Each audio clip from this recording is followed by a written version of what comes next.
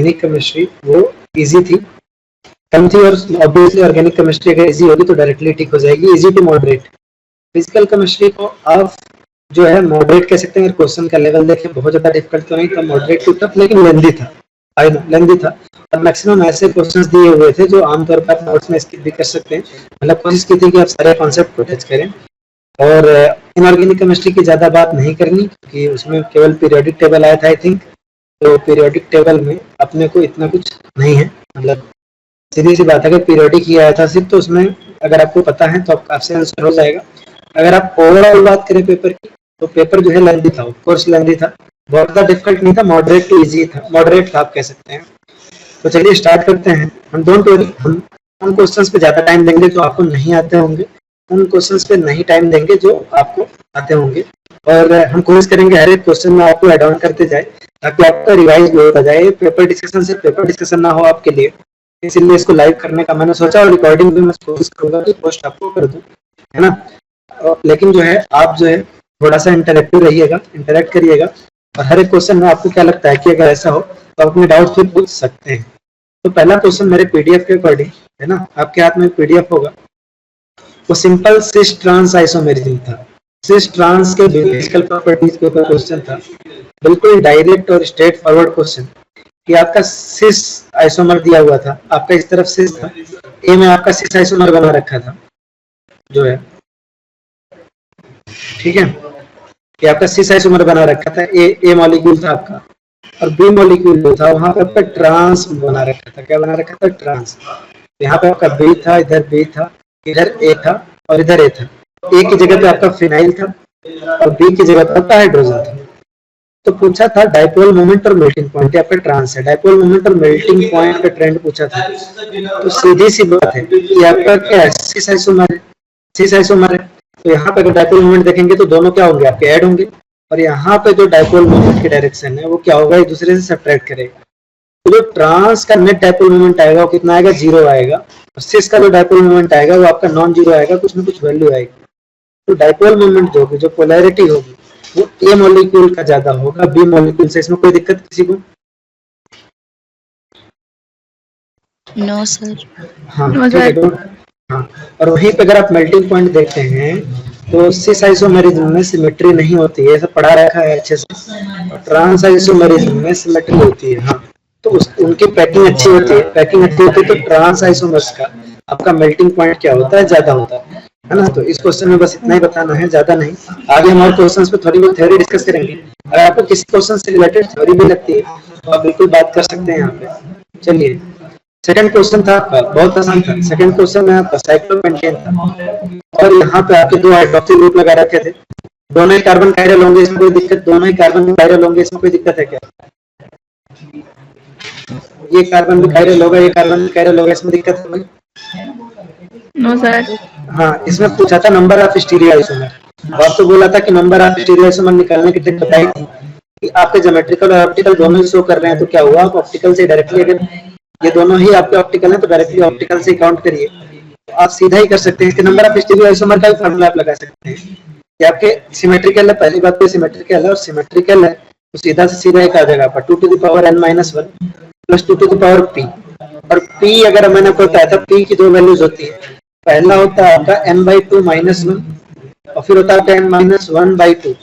इसका भी ट्रिक आपको बताया था कि कैसे याद रखें, इसको बताया था कि नहीं बताया था? ये इवन पुणे वाले बच्चे भी सुन ले कि देखो ये n अगर इवन है तो इसके लिए लगता है, और अगर n ऑड है तो इसके लिए। कैसे याद रख सकते हैं, मेरी बात सुनना ध्यान से, जो बच्चे नहीं सुने हैं उनको बता रहा हूँ, उसको कैसे याद रख सकते हैं। तुम कोशिश ये करो, है ना, कहने का मतलब है p की दो वैल्यू होती है, ये पता है ना रोहन, ये रोहन आपको ये पता है ना, p की दो वैल्यू होती है n-2 -1 अगर n इवन हो तो, n-1/2 अगर n ऑड हो तो, ये पता है रोहन आपको? जी सर। हाँ, इसको याद रखने का तरीका ये है सिंपल, कि आप ये सोचो कि आपको ना डिवाइड करके इवन लाना है। अगर आपका n इवन है, अगर आपका n इवन है, आप डायरेक्टली 2 से अगर डिवाइड करोगे तो इवन आ जाएगा आपका। अगर आप मतलब अगर आप 2 से डिवाइड करोगे तो करेक्टली कट जाएगा आपका। तो अगर n इवन है तो उसको डायरेक्टली 2 से डिवाइड कर सकते हो, फिर आपका -1 होगा, n अगर इवन है तो। हाँ, और n अगर ऑड है तो आप कैसे कर सकते हैं, n ऑड है तो पहले उसको इवन बनाना पड़ेगा, फिर उसमें 2 से डिवाइड करोगे। तो ये बात समझ में आई, कैसे याद रख सकते हैं इसको? जी सर। हाँ, तो इस तरीके से आप याद रख सकते हैं इसको आराम से। बस यहाँ पे n गिवन है तो 2 to the power n minus 1 plus 2 to the power p, यहाँ पे आपका 2 to the power n minus 1 plus 2 to the power n by 2 minus 1, यहाँ से आप काउंट करोगे n की वैल्यू 2 थी तो आंसर आ जाएगा आपका 3। बोलो इसमें कोई दिक्कत?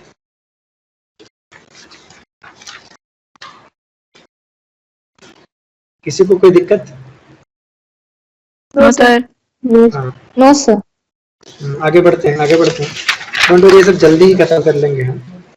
आगे बढ़ते हैं। नेक्स्ट क्वेश्चन सीधा सीधा ही था। नेक्स्ट क्वेश्चन सीधा सीधा था। क्वेश्चन था आपका CH3 CH double bond CH, यहाँ पे आपका CH, यहाँ पे आपका Br और यहाँ पे था आपका CH3। तो आपसे पूछा था कि नंबर ऑफ टोटल स्टीरियोआइसोमर, तो देख लीजिए स्टीरियोजेनिक सेंटर कितने। स्टीरियोजेनिक सेंटर आपका ये हुआ और एक आपका ये हुआ, तो 2 सेंटर है, तो सिंपल और सिमेट्रिकल मॉलिक्यूल है नहीं, तो सीधा 2 to the power n हो जाएगा। नंबर ऑफ स्टीरियोआइसोमर सीधा 2 to the power n हो जाएगा। और अगर ये सीधा 2 to the power n हो जाएगा तो आप सीधा ही यहाँ पे 2 to the power 2 कर लेंगे, आंसर आ जाएगा आपका 4। बोलो कोई दिक्कत?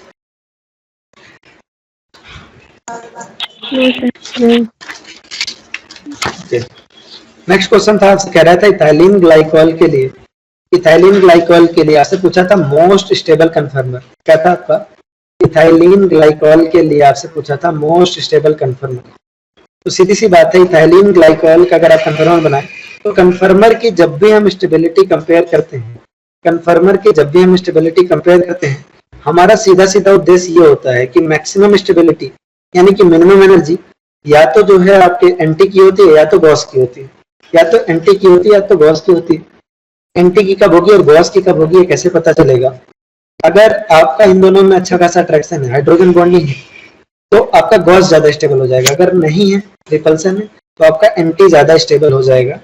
तो यहाँ पे आपका इजिली हाइड्रोजन बॉन्डिंग आएगा, यहाँ पे आपका H बॉन्डिंग शो करेगा। और अगर ये H बॉन्डिंग शो करेगा तो डेफिनेटली ये क्या कर रहा है आपका, इसका गॉस फॉर्म जो होगा वो ज्यादा स्टेबल होगा। बोलो इसमें कोई दिक्कत? हाँ ओके।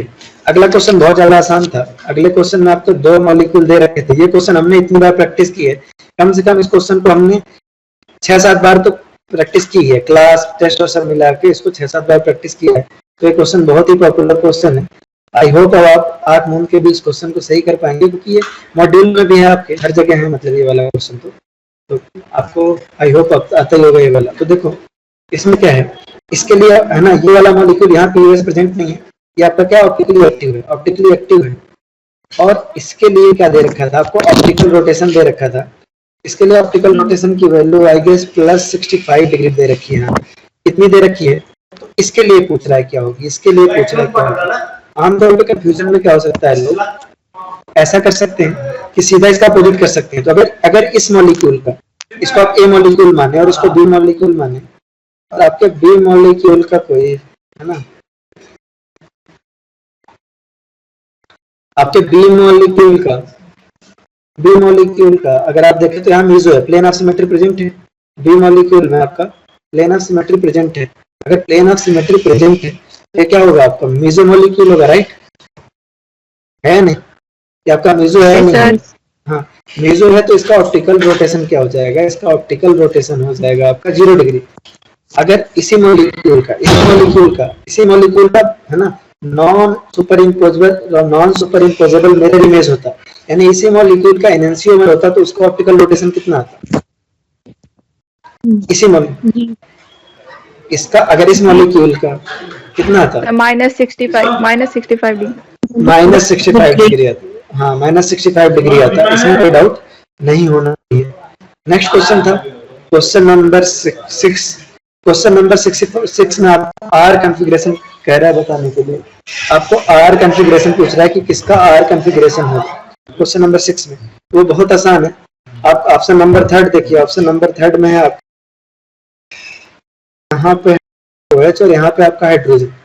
तो सीधी सी बात है, CIP रूल लगाएंगे, CIP रूल के हिसाब से पहली प्रायोरिटी OH को मिलेगी, दूसरी प्रायोरिटी आपकी इसको मिलेगी, तीसरी प्रायोरिटी इसको मिलेगी। 1 से 2 होते हुए हम 3 पे जाते हैं, एंटी क्लॉकवाइज जा रहे हैं, हम एंटी क्लॉकवाइज जा रहे हैं और हाँ एंटी क्लॉकवाइज जा रहे हैं और लोवेस्ट प्रायोरिटी ग्रुप हॉरिजॉन्टल है। यानी कि क्या आर कॉन्फ़िगरेशन है, क्या है आपका आर कॉन्फ़िगरेशन। बोलो कोई दिक्कत? सेकंड ऑप्शन भी वही है। सेकंड ऑप्शन भी वही है, तो आपने सेकंड ऑप्शन टिक कर दिया है ऐसा? Yes sir. Okay okay okay, तो हाँ हाँ बिल्कुल। मतलब सर दो ऑप्शन सेम है। ओके ओके, दो एक्चुअली जो सेकंड ऑप्शन है ना, उसमें जो ये वाला ओ है वो अलग है और ये वाला वो अलग है। ऐसा कुछ हाँ नहीं है। सर हाँ फिर भी आई गलती से कैन, 30 कर दिया। हाँ हाँ I can see second option same है। तो जिसने भी सेकंड पे टिक किया है तो ऑफ कोर्स उसका सही है, विदाउट एनी डाउट उसका सही है। आर कॉन्फ़िगरेशन सेकंड वाले का भी है, मिस्टेकनली शायद यही ऑप्शन रिपीट हो गया होगा। तो हाँ, तो बिल्कुल खुश रहें, अपने नंबर में 4 नंबर और जोड़ लें, अपने नंबर में 4 नंबर और जोड़ लें। और मुझे उन लोगों से क्षमा मांगना है जिनका एक क्वेश्चन गलत होने से रैंक में कोई चेंज आया है। चलो अगला है आपका ई और जेड कॉन्फ़िगरेशन बोल रहा है। ये भी बहुत आसान है, ये सब आपको निकालना आना चाहिए। हम ज्यादा टाइम उन क्वेश्चंस पे देंगे जो क्वेश्चन हमारे थोड़े से ऐसे हैं जिनमें पूछा गया है। चलो देखो, ये आपका इसमें देखें ई कॉन्फ़िगरेशन और जेड कॉन्फ़िगरेशन है ना। ई कॉन्फ़िगरेशन जेड कॉन्फ़िगरेशन की ट्रिक याद है आप लोग को? कैसे बताया था, कैसे याद रख सकते हैं? जेड कॉन्फ़िगरेशन में जिसमें हाई प्रायोरिटी ग्रुप एक ही तरफ होते हैं, राइट? जेड सिक्योरिटी मिलती है। हाँ, हाई प्रायोरिटी वाले लोगों को जेड प्लस सिक्योरिटी मिलती है, इसलिए याद रखना कि हाई प्रायोरिटी वाला ग्रुप एक तरफ है ना। जो बच्चे नए हैं वो भी सुन लें कि देखो ई और जेड कैसे याद रख सकते हैं। जेड क्या होता है? जेड जब दोनों हाई प्रायोरिटी वाले ग्रुप एक तरफ होते हैं तो इसे जेड कॉन्फ़िगरेशन कहते हैं। क्यों रोहन? अगर दोनों हाई प्रायोरिटी वाले ग्रुप हो एक तरफ हो तो उसे जेड कॉन्फ़िगरेशन कहते हैं या नहीं कहते? जी सर जी।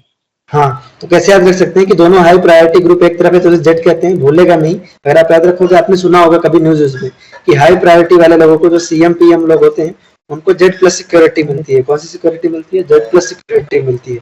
तो ऐसे याद रख सकते हैं कि अगर हाई प्रायोरिटी ग्रुप एक तरफ है तो उनको हम जेड कॉन्फ़िगरेशन कहते हैं। इसको कैसे याद रख सकते हैं कि हाई प्रायोरिटी वाले जो लोग होते हैं ना, उनको जेड प्लस सिक्योरिटी सुना होगा ना, तो उस तरीके से याद रखो कि हाई प्रायोरिटी वाले ग्रुप एक तरफ तो उसे जेड कॉन्फ़िगरेशन, अगर अपोजिट साइड तो उसे ई कॉन्फ़िगरेशन कहते हैं। तो यहाँ पे आपसे पूछा था कि ई कॉन्फ़िगरेशन का मॉलिक्यूल कौन सा है, तो बस सीआईपी रूल से आप क्या करो, कॉन्फ़िगरेशन डिसाइड करो। आप सीआईपी है ना, ये कर लिया था, ये वाला क्वेश्चन कर लिया होगा आप लोगों ने, कोई दिक्कत? No sir. हाँ, तो इन दोनों बिल्कुल बिल्कुल, तो इन दोनों में हाई प्रायोरिटी इसकी और इन दोनों में हाई प्रायोरिटी इसकी, हाई प्रायोरिटी वाले अपोजिट साइड, तो ई कॉन्फ़िगरेशन हो जाएगा। इसका क्या हो जाएगा? आपका ई कॉन्फ़िगरेशन हो जाएगा। सॉरी, जेड लिखना है, ई कॉन्फ़िगरेशन हो जाएगा, राइट? कोई दिक्कत नहीं इसमें, मेरे हिसाब से फोर्थ ऑप्शन इसका सही है, आप कर लेना। ये सब क्वेश्चन क्यों दिया मैं नहीं देता, लेकिन देने का सीधा पर्पज ये है क्योंकि यार मतलब पूछा जाता है एग्जाम में। तो मुझे पता है कि आप लोग को लग रहा होगा ये पूछने का क्या सेंस है, लेकिन यार एक्चुअली आप अगर अभी प्रैक्टिस नहीं करोगे तो एग्जाम में आएगा तो आपको बोरिंग सा लगेगा। एग्जाम में आएगा तो आप सोचो कि 4 मॉलिक्यूल का अलग अलग कौन चेक करेगा, ऐसे आलस सा आता है। तो इसलिए इस क्वेश्चन को दिया था ताकि आलस ना आए, आपको चेक करने की प्रैक्टिस रखें आप और भूले नहीं। सीआईपी रूल या किसी तरह की कोई कंफ्यूजन हो तो प्लीज आप मुझे बताएं, क्योंकि कोई कंफ्यूजन नहीं होनी चाहिए सीआईपी रूल और इन सब में, है ना। किसी बच्चे ने मुझसे पूछा था तो उसे मैंने कि उसको सीआईपी रूल के, मतलब पुणे के किसी बच्चे ने बोला था उसे सीआईपी रूल के केवल 2 ही रूल पता है। 2 ही रूल नहीं होते हैं, बहुत सारे रूल होते हैं, आपको वो सारे ही पता होने चाहिए फॉर क्लियर अंडरस्टैंडिंग। वैसे आमतौर पर क्वेश्चन आसान आ जाता है तो जरूरत नहीं पड़ती है, जिस दिन कठिन आएगा उस दिन भड़क जाओगे फिर, है ना। चलो कोई नहीं, आगे बढ़ो। चलो इधर देखो,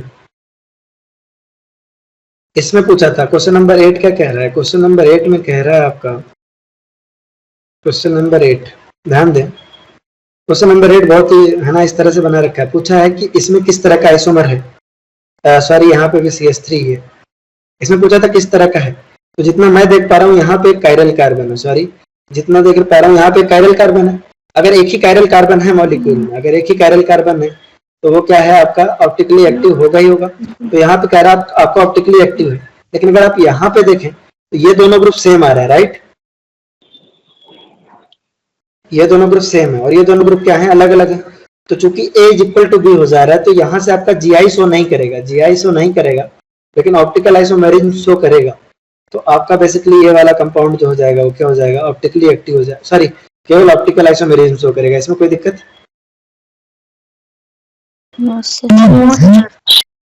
हाँ ओके चल शाबाश, आगे बढ़ो। क्वेश्चन नंबर 9, क्वेश्चन नंबर 9 क्या कह रहा है? क्वेश्चन नंबर 9 कह रहा है, ध्यान दें, क्वेश्चन नंबर 9 कह रहा है molar mass of a gas A is half of the B. एक गैस ए है, एक गैस बी है। मोलर मास जो गैस ए का है वो बी का हाफ है। तो मैं हाफ ऑफ में ज्यादा बिलीव नहीं करता, मुझे डर लगता है ऐसे फ्रैक्शन अक्शन में करने में। तो मैं ऐसा लिख लेता हूँ कि ए का मास अगर m है तो बी का मास 2m है। बोलो कोई दिक्कत? ए का मास हाफ है तो बी का मतलब ए का मास जो है बी के मास का हाफ है ना। तो ए का मास मैंने m माना और बी का मास आपका क्या हो जाएगा? 2m हो जाएगा, राइट। अब देखो अब देखो क्या कह रहा है। तो आपको कह रहा है कि ए के लिए जो टेम्परेचर क्वेश्चन के लिए जो RMS speed of B half of है ना, हाफ दैट ऑफ ए का जो टेम्परेचर है, बी का जो टेम्परेचर है उसका हाफ है। तो बी का टेम्परेचर हमने लिया हाफ, यानी कि बी का टेम्परेचर T और ए का टेम्परेचर हमने 2T मान लिया। यहाँ भी हाफ हाफ मत करो, कंफ्यूजन होगी। तो आपको दिया हुआ है आरएमएस स्पीड ऑफ ए दिया हुआ, आरएमएस स्पीड ऑफ ए दिया हुआ है 200 मीटर पर सेकेंड। आप आरएमएस स्पीड ऑफ ए और कैसे लिख सकते हैं? √3RT और ए का टेम्परेचर कितना है? ए का टेम्परेचर है 2T, ए का टेम्परेचर है 2T और डिवाइडेड बाई m, राइट। और आरएमएस ऑफ बी आप कैसे लिख सकते हैं? वो आप लिख सकते हैं √3R, टेम्परेचर है T divided by 2m, right. अब अगर आप यहाँ से ऑब्जर्व करो, तो RMS speed of A upon RMS speed of B अगर आप कर लो तो आएगा कितना? √3R 2T divided by m divided by √3RT divided by 2m। बस अगर आप इसको सॉल्व करोगे तो 3R बाई तो कैंसिल हो जाएगा, 3R बाई m कैंसिल हो जाएगा। आएगा क्या? रूट में 2T, T भी कैंसिल हो जाएगा, T भी कैंसिल हो जाएगा। आएगा क्या आपका? आएगा आपका रूट में 2 डिवाइडेड बाई रूट में 1/2। यहाँ से आप इसको सॉल्व करोगे तो आ जाएगा आपका रूट में 4, that comes out to be 2। यानी कि आरएमएस स्पीड आपका क्या आ जाएगा? RMS speed of A divided by RMS speed of B is equal to 2। बस यहाँ से आप आरएमएस स्पीड ऑफ बी आराम से निकाल सकते हो। वो कितना आ जाएगा आपका? 100 मीटर पर सेकेंड। कोई दिक्कत किसी को भी?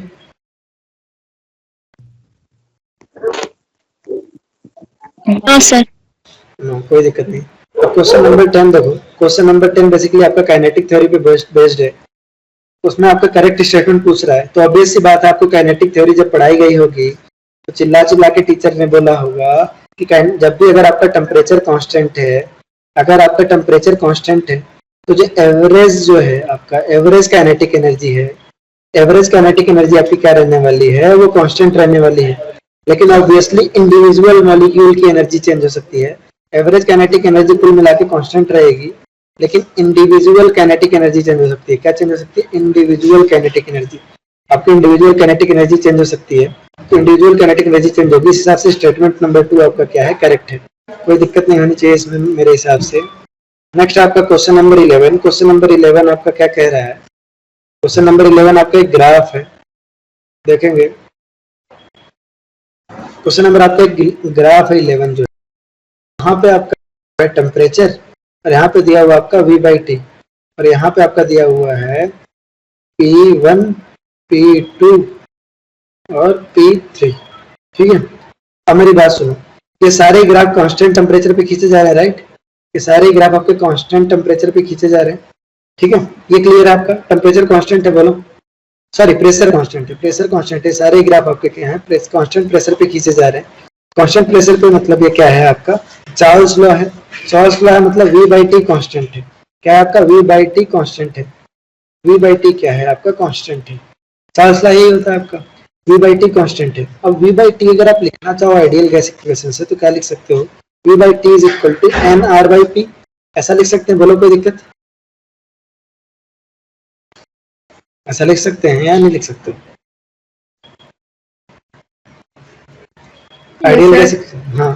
तो अगर आपका P, हाँ, अगर आपका P ज्यादा होगा तो ऑफ कोर्स आपका क्या होगा? V/T कम होगा। अगर P ज्यादा होगा तो V/T कम होगा। Hello sir. हाँ, P ज्यादा होगा तो V/T कम होगा। तो P ज्यादा होगा तो V/T, हाँ बोलो बोलो।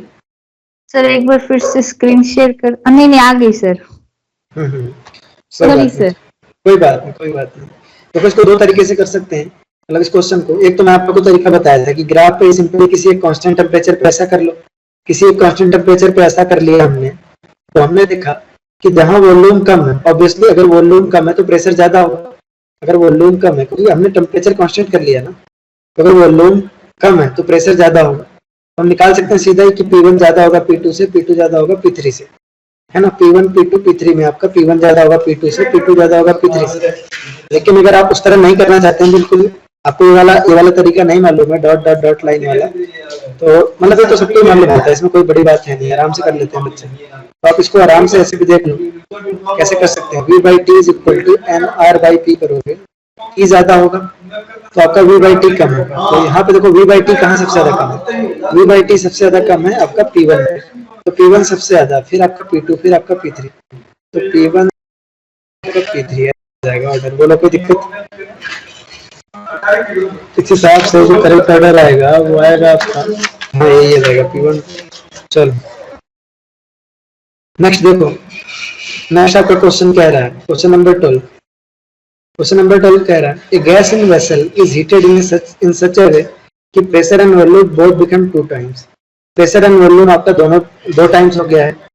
The temperature of the gas is expressed in kelvin becomes. आपका कह रहा है बेसिकली क्वेश्चन नंबर 12 जो है उसमें प्रेशर और वॉल्यूम दोनों को 2 टाइम्स कर लिया, प्रेशर एंड वॉल्यूम दोनों को 2 टाइम्स कर लिया है, और आपसे जो है टेम्परेचर पूछ रहा है कितने टाइम हो जाएगा, टेम्परेचर कितने टाइम्स हो जाएगा। ठीक है, तो ऑब्वियस बात है, अगर वॉल्यूम, प्रेशर, वॉल्यूम और टेम्परेचर तीनों ही चेंज हो रहे हैं, मतलब अपने को इक्वेशन ऑफ स्टेट लगानी है। क्या लगानी है? Equation of state, P1 V1 by P2, P2 V2 by P2, ये वाली लगानी है बस। आपका कुछ नहीं है, पहले आपका प्रेशर था P1, फिर था आपका प्रेशर, वॉल्यूम था V1, टेम्परेचर था आपका T1, बाद में आपका प्रेशर P2 जो है वो 2P1 के इक्वल हो जाएगा, टेम्परेचर आपका, वॉल्यूम भी आपका 2V1 के इक्वल हो जाएगा, क्योंकि बोल रखा है डबल कर देंगे। तो बस इस तरीके से आप सॉल्व कर सकते हैं, यहाँ से आपका टेम्परेचर का वैल्यू आ जाएगा। कोई दिक्कत इसमें टेम्परेचर में किसी को? किसी को दिक्कत?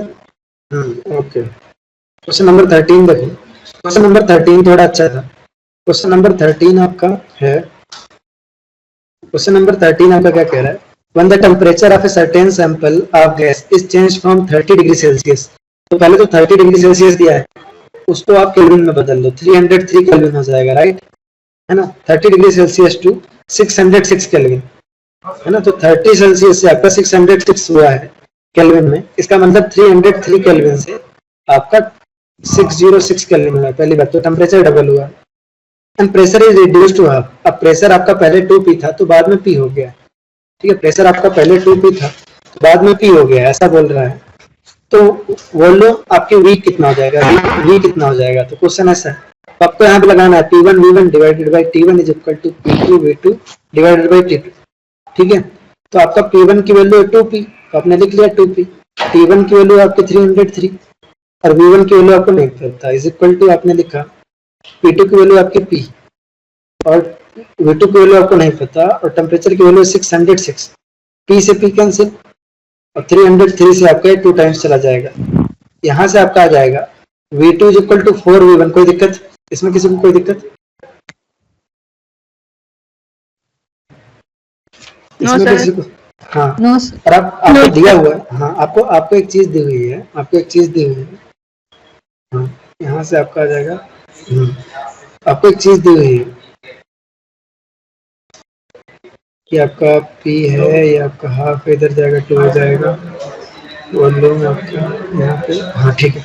तो ध्यान दो, आपको एक चीज दी हुई है, ठीक है, कि वॉल्यूम अगर पहले V था और बाद में V स्क्वायर हो जाता है, तो आपको बताना है कि V की वैल्यू क्या है। तो बहुत ऑब्वियस सी बात है ना, कि आपको कह रहा है V2 is equal to 4V1, यानी कि आपको कह रहा है V2 is equal to 4V1, तो आप यहाँ से V2 by V1 is equal to कितना लिख सकते हैं, 4, है ना। तो आपका जो भी है 4 टाइम्स है, तो V2 आपका क्या है, 4 टाइम्स V1 है, और आपको ये भी दिया हुआ है कि V2 आपका V स्क्वायर हो जाता है। बोलो कोई दिक्कत? मतलब उसी का स्क्वायर हो जा रहा है, तो बेसिकली V1 की वैल्यू भी तो 4 होनी चाहिए। इसमें किसी को दिक्कत है? मतलब पीडीएफ आपके पास खुला नहीं होगा तो आप रेफरेंस नहीं पा रहे होंगे। पीडीएफ आपने खोल के रखा हुआ है कि नहीं? Yes sir. Yes sir. हाँ, तो बेसिकली कह रहा है कि V2 आपका 4 टाइम्स V1 हो रहा है, और मतलब आपको क्वेश्चन में दिया है कि बाद में ये V स्क्वायर हो जाता है, पहले ये V रहता है। तो बेसिकली V स्क्वायर का मतलब क्या हुआ, V इंटू V। तो पहले आपका कितना था, देखो समझो ऐसे बात को, समझो कि पहले कितना था आपका, पहले आपका V1 था, और v1 की वैल्यू पहले v दे रखी है कि v था, बाद में v स्क्वायर हो जा रहा है, v स्क्वायर हो जा रहा है मतलब इसमें v का मल्टीप्लाई हो रहा है, तो बेसिकली 4 का ही तो मल्टीप्लाई हो रहा है। समझ में आ रहा है मैं क्या कह रहा हूँ? देखो, हाँ मेरी बात सुनो, क्वेश्चन में दिया हुआ है, हमने ये निकाल लिया, अभी तक मान लो कुछ भी फॉलो नहीं किया, तो यहाँ से समझो ध्यान से, बहुत आसान है कि आपने ये निकाल लिया है कि v2 is equal to 4v1, इसमें कोई दिक्कत? नो ये सर। निकाल हाँ, आपको क्वेश्चन में दे रखा है, और आपको क्वेश्चन में क्या दे रखा है, जो आपको बाद में जो वॉल्यूम हो जाता है, क्वेश्चन में ऐसा बोला है कि पहले वॉल्यूम v है और बाद में जो वॉल्यूम होता है वो v स्क्वायर हो जाता है, तो हम ऐसा कह सकते हैं कि क्वेश्चन में v1 की वैल्यू दी है v और v2 की वैल्यू दी है v स्क्वायर, v2 की वैल्यू दी है v स्क्वायर, तो हम v2 की जगह पे v स्क्वायर रख देते हैं, v2 की जगह पे हमने v स्क्वायर रखा और v1 की जगह पे हमने v रखा कि यहाँ v की वैल्यू आ जाएगी, बोलो कोई दिक्कत? No sir. हाँ नो सर। चलो, थोड़ा तो मुझे भी रियलाइज हो रहा है कि थोड़ा तो लेंदी पेपर था ये। चलो अब ध्यान दो इधर,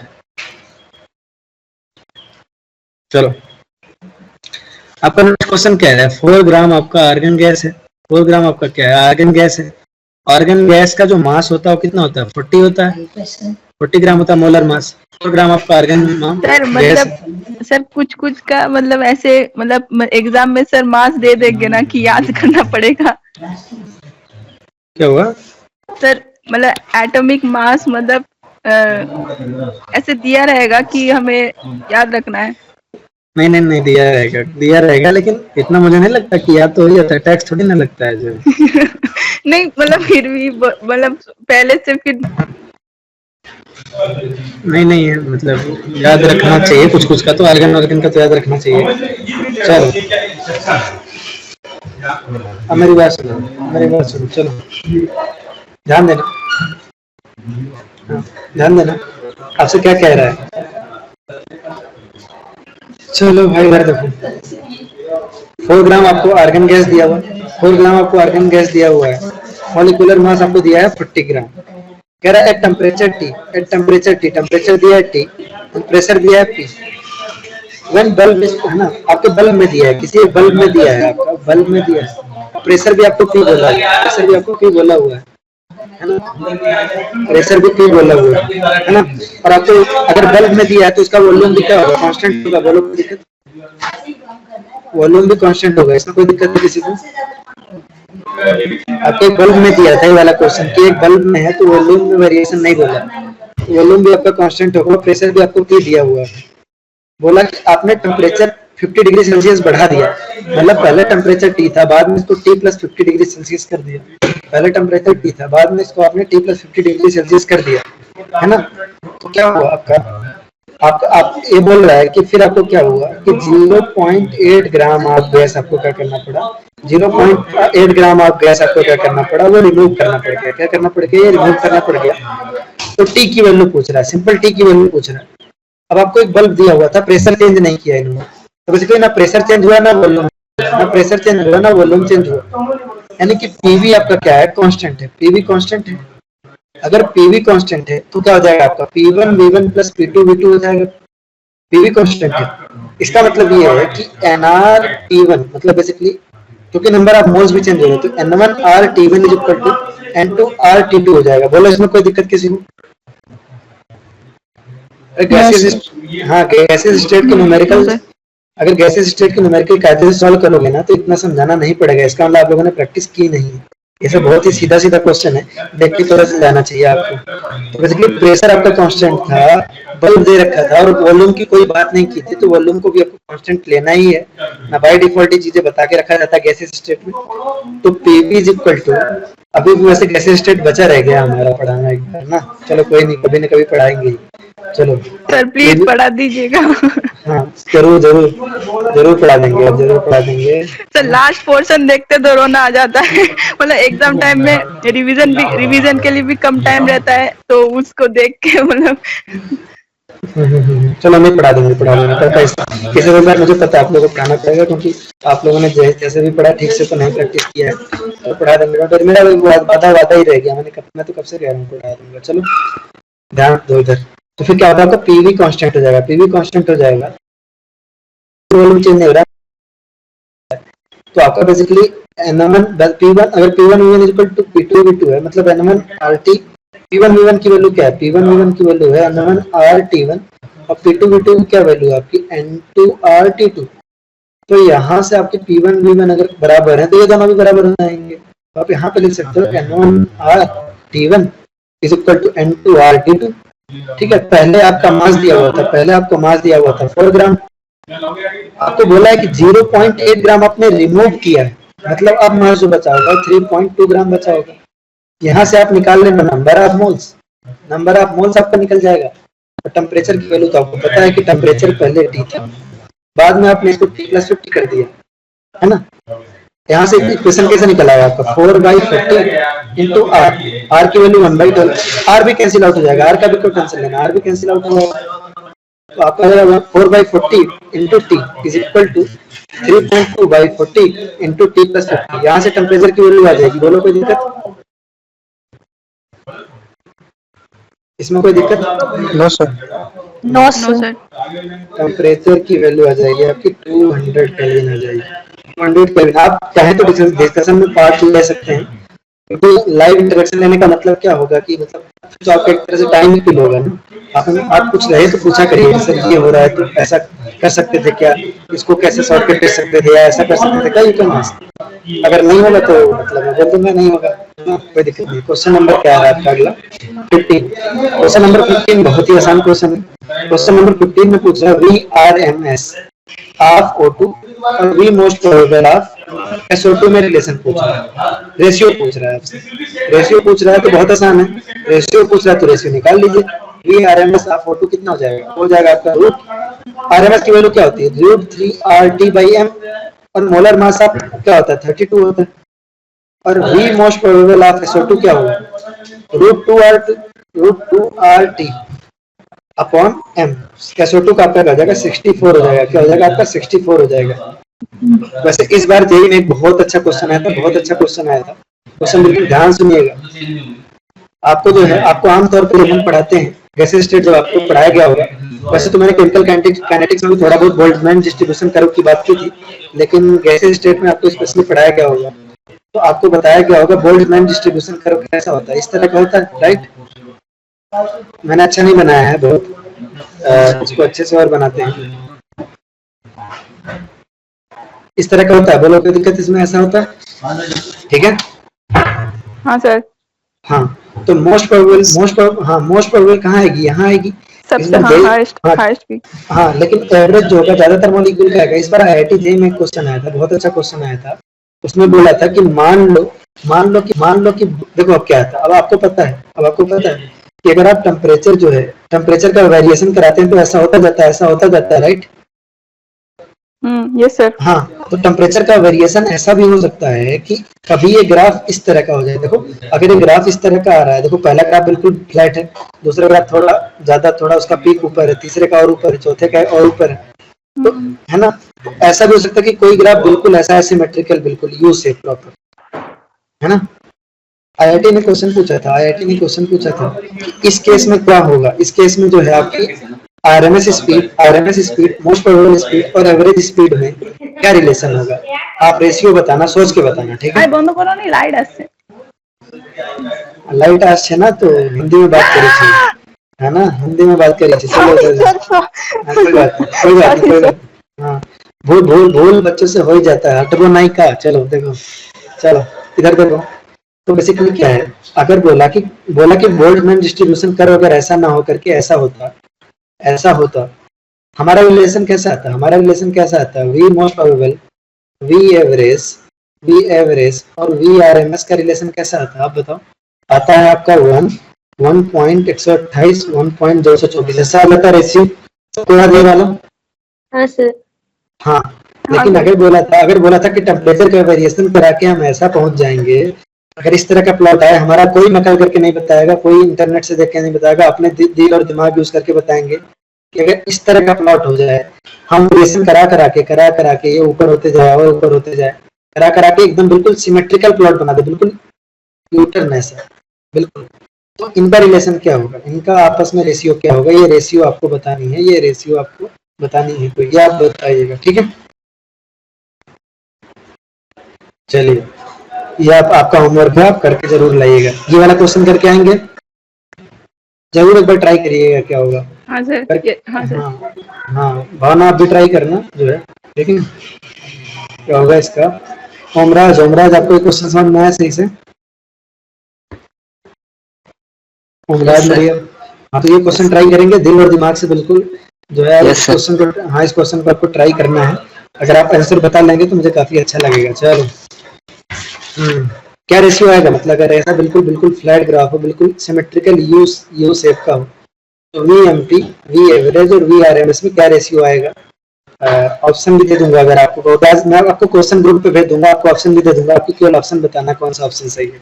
चलो आगे बढ़ते हैं, अगला हमारा क्वेश्चन नंबर 17, काफी अच्छा क्वेश्चन है, अपने आप में करिएगा ठीक से।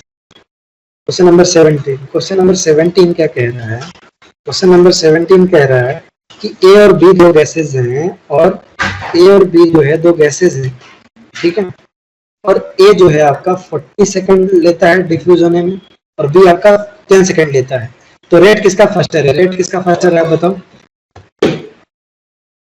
रेट किसका फास्टर है यार, ये 10 सेकंड में हो जा रहा है, 40 सेकंड में हो जा रहा है, रेट किसका फास्ट है, बी का रेट फास्ट, हाँ बी का रेट फास्ट है आपका, बी का रेट अगर आपका फास्ट है तो बेसिकली बी का रेट 4 गुना है, और आपको पता है कि R1 by R2 is equal to root M2 by M1, इसमें कोई दिक्कत किसी को, अरे इसमें किसी को दिक्कत है क्या? No sir. हाँ हाँ तो मेरी बात सुनना, R1 by R2 is equal to root M2 by M1, आपको एक का देखो, आपको रेट दे रखा है, रेट कैसे दे रखा है, आपका इसका रेट 4 गुना देखा रखा है, अगर R1 by R2 की आप वैल्यू निकालोगे तो आपको पता है ना कि R2 जो है वो 4 टाइम्स R1 है, बोलो है या नहीं, अरे यार यस सर। R2 जो है आपका 4 टाइम्स R1 है, तो यहाँ से आप R1 by R2 निकालोगे तो 1 by 4 आएगा, आपको 1 by 4 ये पता है, आपको ये 1 by 4 पता है, आपको ये रूट में M2 by M1 की वैल्यू पता है, तो यहाँ पे आपको M1 दे रखा है, M2 निकालना है, बोलो निकल जाएगा कि नहीं निकल जाएगा, बोलो। हाँ सर। अरे एक का मास दे रखा है यार आपको, आप निकालना है इसको आराम से। हाँ, चलो हाँ 18 नंबर क्वेश्चन देखो, 18 नंबर क्वेश्चन देखो, 18 नंबर जो है आपको क्वेश्चन पूछ रहा है, अगर 18 नंबर गलत होगा ना तो मेरे 5 बार क्लास में चिल्लाने का कोई फर्क नहीं पड़ेगा बच्चों। 18 नंबर क्वेश्चन कह रहा है आपका, which causes the change in the value of equilibrium constant, केसी और केपी की वैल्यू में क्या, केसी एंड केपी की वैल्यू में, केसी एंड केपी की वैल्यू में चेंज कब होगा, वैल्यू में चेंज कब होगा। आपको पता है कि केसी और केपी को एक वरदान प्राप्त है, वरदान कौन सा है, हाँ कि इनकी वैल्यू तो केवल टेम्परेचर पे चेंज होती है, बाकी सब में रिएक्शन फॉरवर्ड बैकवर्ड जाता है, लेकिन इनकी वैल्यू चेंज नहीं होती है। तो फोर्थ ही ऑप्शन था आपका, फोर्थ ऑप्शन में आपको बोल रखा है on decreasing temperature, decreasing the temperature, तो टेम्परेचर डिक्रीज करेंगे ये डिक्रीज हो जाएगा, मतलब डिक्रीज इंक्रीज जो भी होगा वो depend upon the reaction. Want half equation से चेक कर सकते हैं आप, वांट हाफ इक्वेशन याद होना चाहिए, ठीक है। चलो शाबाश, नेक्स्ट क्वेश्चन देखो, नेक्स्ट क्वेश्चन कह रहा है आपको एक रिएक्शन दे रखा है, carbon solid plus H2O gas जो है गिव्स आपका CO गैस। सर एक क्वेश्चन शायद स्किप हुआ है, मतलब सर उसमें डिफ्यूजन और इफ्यूजन मतलब दोनों में क्या सर डिफरेंस है, मतलब मैथमेटिकली मतलब वो एरिया वाला सर एक स्किप हुआ है उसमें। इसकी पक्का नहीं होगा, कृपया मुझे टाइम दे, इसकी हो ही नहीं सकता, मैं आगे आएगा। हाँ देखिए मतलब आप फ्लो में मतलब एक ही सीक्वेंस में हो रहा है ना, इसलिए मुझे लगा शायद छूट गया होगा। अच्छा हाँ नहीं स्किप हुआ है, स्किप हुआ है।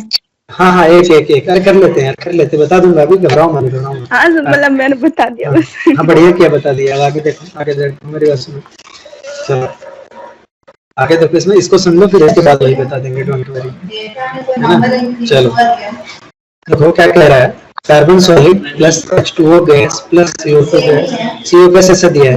अब गैसियस रिएक्शन देखो, केवल गैसियस मोल्स देखते हैं, गैसियस मोल सजेस्ट कर रहा है कि 1 mole of gas H2O gas is forming 2 mole of, मतलब 1 mole of CO and 1 mole of H2 gas. अगर आपको बोला जाए कि ये कौन सी रिएक्शन है, ये कौन सी रिएक्शन है, इस रिएक्शन का नाम याद आ रहा है आपको, हाइड्रोजन चैप्टर, इस रिएक्शन का नाम याद आ रहा है कि नहीं याद आ रहा है? हाइड्रोजन चैप्टर रिवाइज किए हो कितने साल हो गए आपको? हाइड्रोजन चैप्टर में हमने पढ़ा है industrial method. Industrial method of preparation of H2। Industrial method पढ़ा। इंडस्ट्रियल मेथड में 2 प्रोसेस पढ़ा था, एक पढ़ा था बोस प्रोसेस, एक पढ़ा था हमने वाटर गैस। हाँ लेंस प्रोसेस, एक हमने पढ़ा था लेंस प्रोसेस। लेंस प्रोसेस क्या था आपका, है ना, आयरन का वाटर से रिएक्शन स्टीम के साथ 3 और 4 और H2 मिल जाता, आपका H2 गैस बनता है। और बोस प्रोसेस में क्या होता था, आपका कार्बन जो सॉलिड जो होता है वो वाटर से रिएक्शन करता है, CO गैस और H2 गैस बनाता है। इसको हम water gas, synthesis gas, syn gas कुछ भी बोल सकते हैं। और इस गैस का नाम होता है, इस प्रोसेस का नाम होता है कोल गैसिफिकेशन। क्या नाम होता है? Coal gasification. इसमें बोस, ये बोस प्रोसेस का पहला स्टेप है। बोस प्रोसेस का पहला स्टेप है। जो दूसरा स्टेप होता है, जो दूसरा स्टेप होता है वो होता है आपका, उसमें CO2 बनता है। हाँ H2O के साथ इसका जो है रिएक्शन करवाते हैं और आपका क्या बनता है, CO2 प्लस H2 बनता है। इसे इसे हम कहते हैं वाटर गैस शिफ्ट रिएक्शन। क्या कहते हैं? Water gas shift reaction. हाँ वाटर गैस शिफ्ट रिएक्शन। इसको भी याद करने का तरीका बताया था। हाँ बोलो। नहीं, ये सारी बातें याद रखा करो, रिवाइज किया करो कायदे से। तो बेसिकली क्वेश्चन पे आते हैं, क्वेश्चन पे आते हैं। चलो पूछ लेते हैं पहले तो। रुको एक मिनट। प्रदीप आवाज जा रही है आपको? सर मधुश्री ज्वाइन करिए, मतलब उसको, मतलब वो उसने मैसेज नहीं पढ़ा था, अभी ज्वाइन करिए वो। Okay okay. जो है प्रदीप आवाज जा रही है आपको? Yes sir. प्रदीप आपको ये रिएक्शन याद थी, ये कोल गैसिफिकेशन वाली सारी रिएक्शन याद है आपको की? तो नहीं याद तो रिवाइज करते रहिए। याद थी आपको ये रिएक्शन सारी? यस। बढ़िया। चलो नेक्स्ट देखो क्वेश्चन नंबर 16। क्वेश्चन नंबर 16 के लिए दर्शन दो घनश्याम आज, है ना। ये वाले क्वेश्चन नंबर 16 वाले देखते हैं क्वेश्चन क्या कह रहा है भाई। क्वेश्चन नंबर 16 कह रहा है प्यारे बच्चों, क्वेश्चन नंबर 16 फ्यूजन का क्वेश्चन है क्या ये? अरे बात बताओ यार, डिफ्यूजन और फ्यूजन में कितनी बार बता चुका हूँ आप लोगों को डिफरेंस? कितनी बार तो नहीं पता, नहीं मैंने बताया नहीं।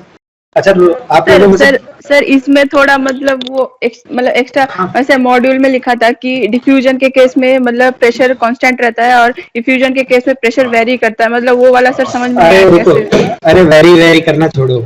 आप में से किसको मतलब हाँ किसको डिफ्यूजन और फ्यूजन में क्लियर डिफरेंस पता है? आप लोग बताओ। मुझे नहीं पता सर। अरे किसी को पता है क्या? अरे कोई मतलब बताओ, गलती होगी तो कोई बात नहीं। किसी को पता है डिफ्यूजन और फ्यूजन में डिफरेंस? यार हमारे ना ऑनलाइन डिस्कशन का कोई फायदा नहीं अगर हम नए कॉन्सेप्ट सीख नहीं पाएंगे, वरना मैं पेपर रिकॉर्ड करके डाल दूं, है ना। अरे क्वेश्चन फिर आप उसको देखो फिर सीधा। चलो किसी को पता है? सुभादीप आपको पता है बाबू? सुभादीप पता है आपको? नहीं सर। ओके कोई बात नहीं, मेरी बात सुनना ध्यान से। ये कह रही है ना प्रेशर वेरी करना पड़ता है, ये सब मेरी बात सुनो। कुछ नहीं होता ऐसा, मतलब ऐसा होता है लेकिन इसको आप आराम समझ सकते हैं। ध्यान दो। ऐसा कि क्या है कि अगर आपने एक रूम, मान लो वैक्यूम क्रिएट कर दिया, मान लो सुभादीप आपने वैक्यूम क्रिएट कर दिया, ऑल्दो आपके पास नहीं है लेकिन मान लो कर दिया, ठीक है। तो आपने यहाँ वैक्यूम क्रिएट कर दिया, बड़ा सा रूम है, मतलब कोई दिक्कत की बात नहीं है, जहाँ जो जैसे आना चाहे आ सकता है। आपने इधर से एक गैस इंजेक्ट करनी शुरू की H2, इधर से गैस इंजेक्ट करनी शुरू की O2।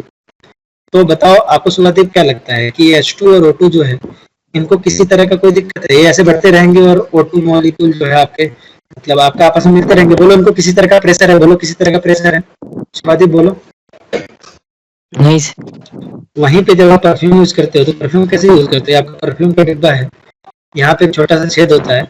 आप सुबह यूज नहीं, जब नहाते नहीं हो तो क्या करते हो? जब नहाते नहीं हो तो आप आते हो और ये परफ्यूम लेते हो, परफ्यूम यहाँ से पुश करते हो, इधर आपके ऊपर आता है। तो बेसिकली क्या हुआ, मतलब परफ्यूम इज नॉट है ना एग्जैक्ट एग्जांपल ऑफ फ्यूजन, लेकिन बेसिकली डिफ्यूजन और फ्यूजन में ऑरिफिस से निकलता है। हाँ ऑरिफिस से निकलता है। हाँ एग्जैक्टली। बेसिकली क्या है डिफ्यूजन और फ्यूजन में डिफरेंस पे आप एक बहुत अच्छा एग्जांपल दे सकते हैं अगर आपसे कोई पूछे तो बेसिकली क्या है कि अगर आपको एक बड़ा सा होल, मतलब क्रॉस सेक्शन एरिया बहुत अच्छा खासा है, प्रेशर कुछ नहीं है, मतलब basically diffusion is simple mixing of gases, normal mixing जैसे हो रहा है। लेकिन फ्यूजिंग इज समथिंग फोर्स्ड, जिसमें आपको फोर्स करना पड़ेगा। वेरी स्मॉल होल के थ्रू आप क्या करते हैं, फ्यूज कराते हैं। समझ में? Yes sir. हाँ, तो इसलिए कह रही है कि यहाँ पे प्रेशर वेरी करेगा क्योंकि हम वहाँ पे प्रेशर कुछ देते हैं लेकिन है ना, अगर आप प्रोसेस वाइज देखेंगे, प्रोसेस देखो उनको प्रेशर देके किया जाए या क्या किया जाए, अगर आप प्रोसेस वाइज देखेंगे तो ओवरऑल प्रोसेस होता है और ओवरऑल जो डिपेंडेंस होता है उसमें कोई भी डिफरेंस नहीं होता है, क्योंकि प्रोसेस तो सेम है। बात समझ में आ रही है क्या कह रहा हूँ? Yes sir. हाँ, उसमें कोई डिफरेंस नहीं होता है। तो जो रेट ऑफ इफ्यूजन होता है, जो रेट ऑफ इफ्यूजन होता है, that is directly proportional to pressure, directly proportional to area, inversely proportional to root of temperature, inversely proportional to root of molar mass। आप इसको साथ में लिख सकते हो। रेट ऑफ इफ्यूजन जो होता है वो आपका pressure into area upon root में टीएम के क्या होता है आपका, है ना, रूट Yes, में sir. टीएम क्या क्या होता है, पेटीएम जैसे याद रख सकते हो आप इसको, पेटीएम तो पढ़ा होगा ना आपने, पेटीएम। हाँ चलो, तो ऐसे आप याद रखो इसको। हाँ तो हाँ, तो इसको देखो पी ए अपॉन रूट में टीएम, ठीक है, ऐसा है ये। इस प्रोसेस में शायद आपको दे रखा था, रेशियो ऑफ क्रॉस सेक्शन दे रखा है, और बाकी किसी केवल किसकी बात कर रखी है, तो बेसिकली रेट वन अगर आपको बोला जाए, रेट वन क्या हो जाएगा, रेट वन हो जाएगा, बाकी सबको कांस्टेंट कर रखा है, प्रेशर और टेम्परेचर की बात नहीं की है इसने, प्रेशर और अच्छा हाँ, प्रेशर और टेम्परेचर को कांस्टेंट रखा है, तो बेसिकली रेट डायरेक्टली प्रोपोर्शनल किसके हो जाएगा, ए अपॉन रूट एम के। बोलो इसमें कोई दिक्कत? सर No, तो sir. इसी क्वेश्चन में सर हाँ बोलो। सर इसी क्वेश्चन में हम मतलब आपने बोला कि प्रेशर और टेम्परेचर कांस्टेंट रखा है, तो इसलिए ये rate of effusion rate of diffusion के इक्वल हो गया। अरे यार एक बार सुन लो मेरी, रेट ऑफ डिफ्यूजन तुम अलग अलग क्यों पढ़ रहे हो? मतलब तुम ये समझो कि किसी भी तरह का डिफ्यूजन या इफ्यूजन है, वहां पे जो रेट है ना वो directly proportional to pressure into area upon root TN होता है एट एनी कॉस्ट, किसी भी तरह।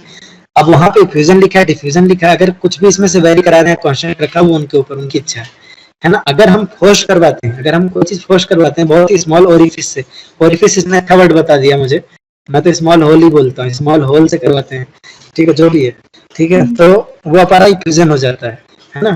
तो यहाँ पे उसने दे रखा है, क्वेश्चन में खुद से उन्होंने दे रखा है प्रेशर और टेम्परेचर कांस्टेंट रखा है, तो जब भी आपसे पूछेगा आपको सारे जो है पैरामीटर रखने हैं।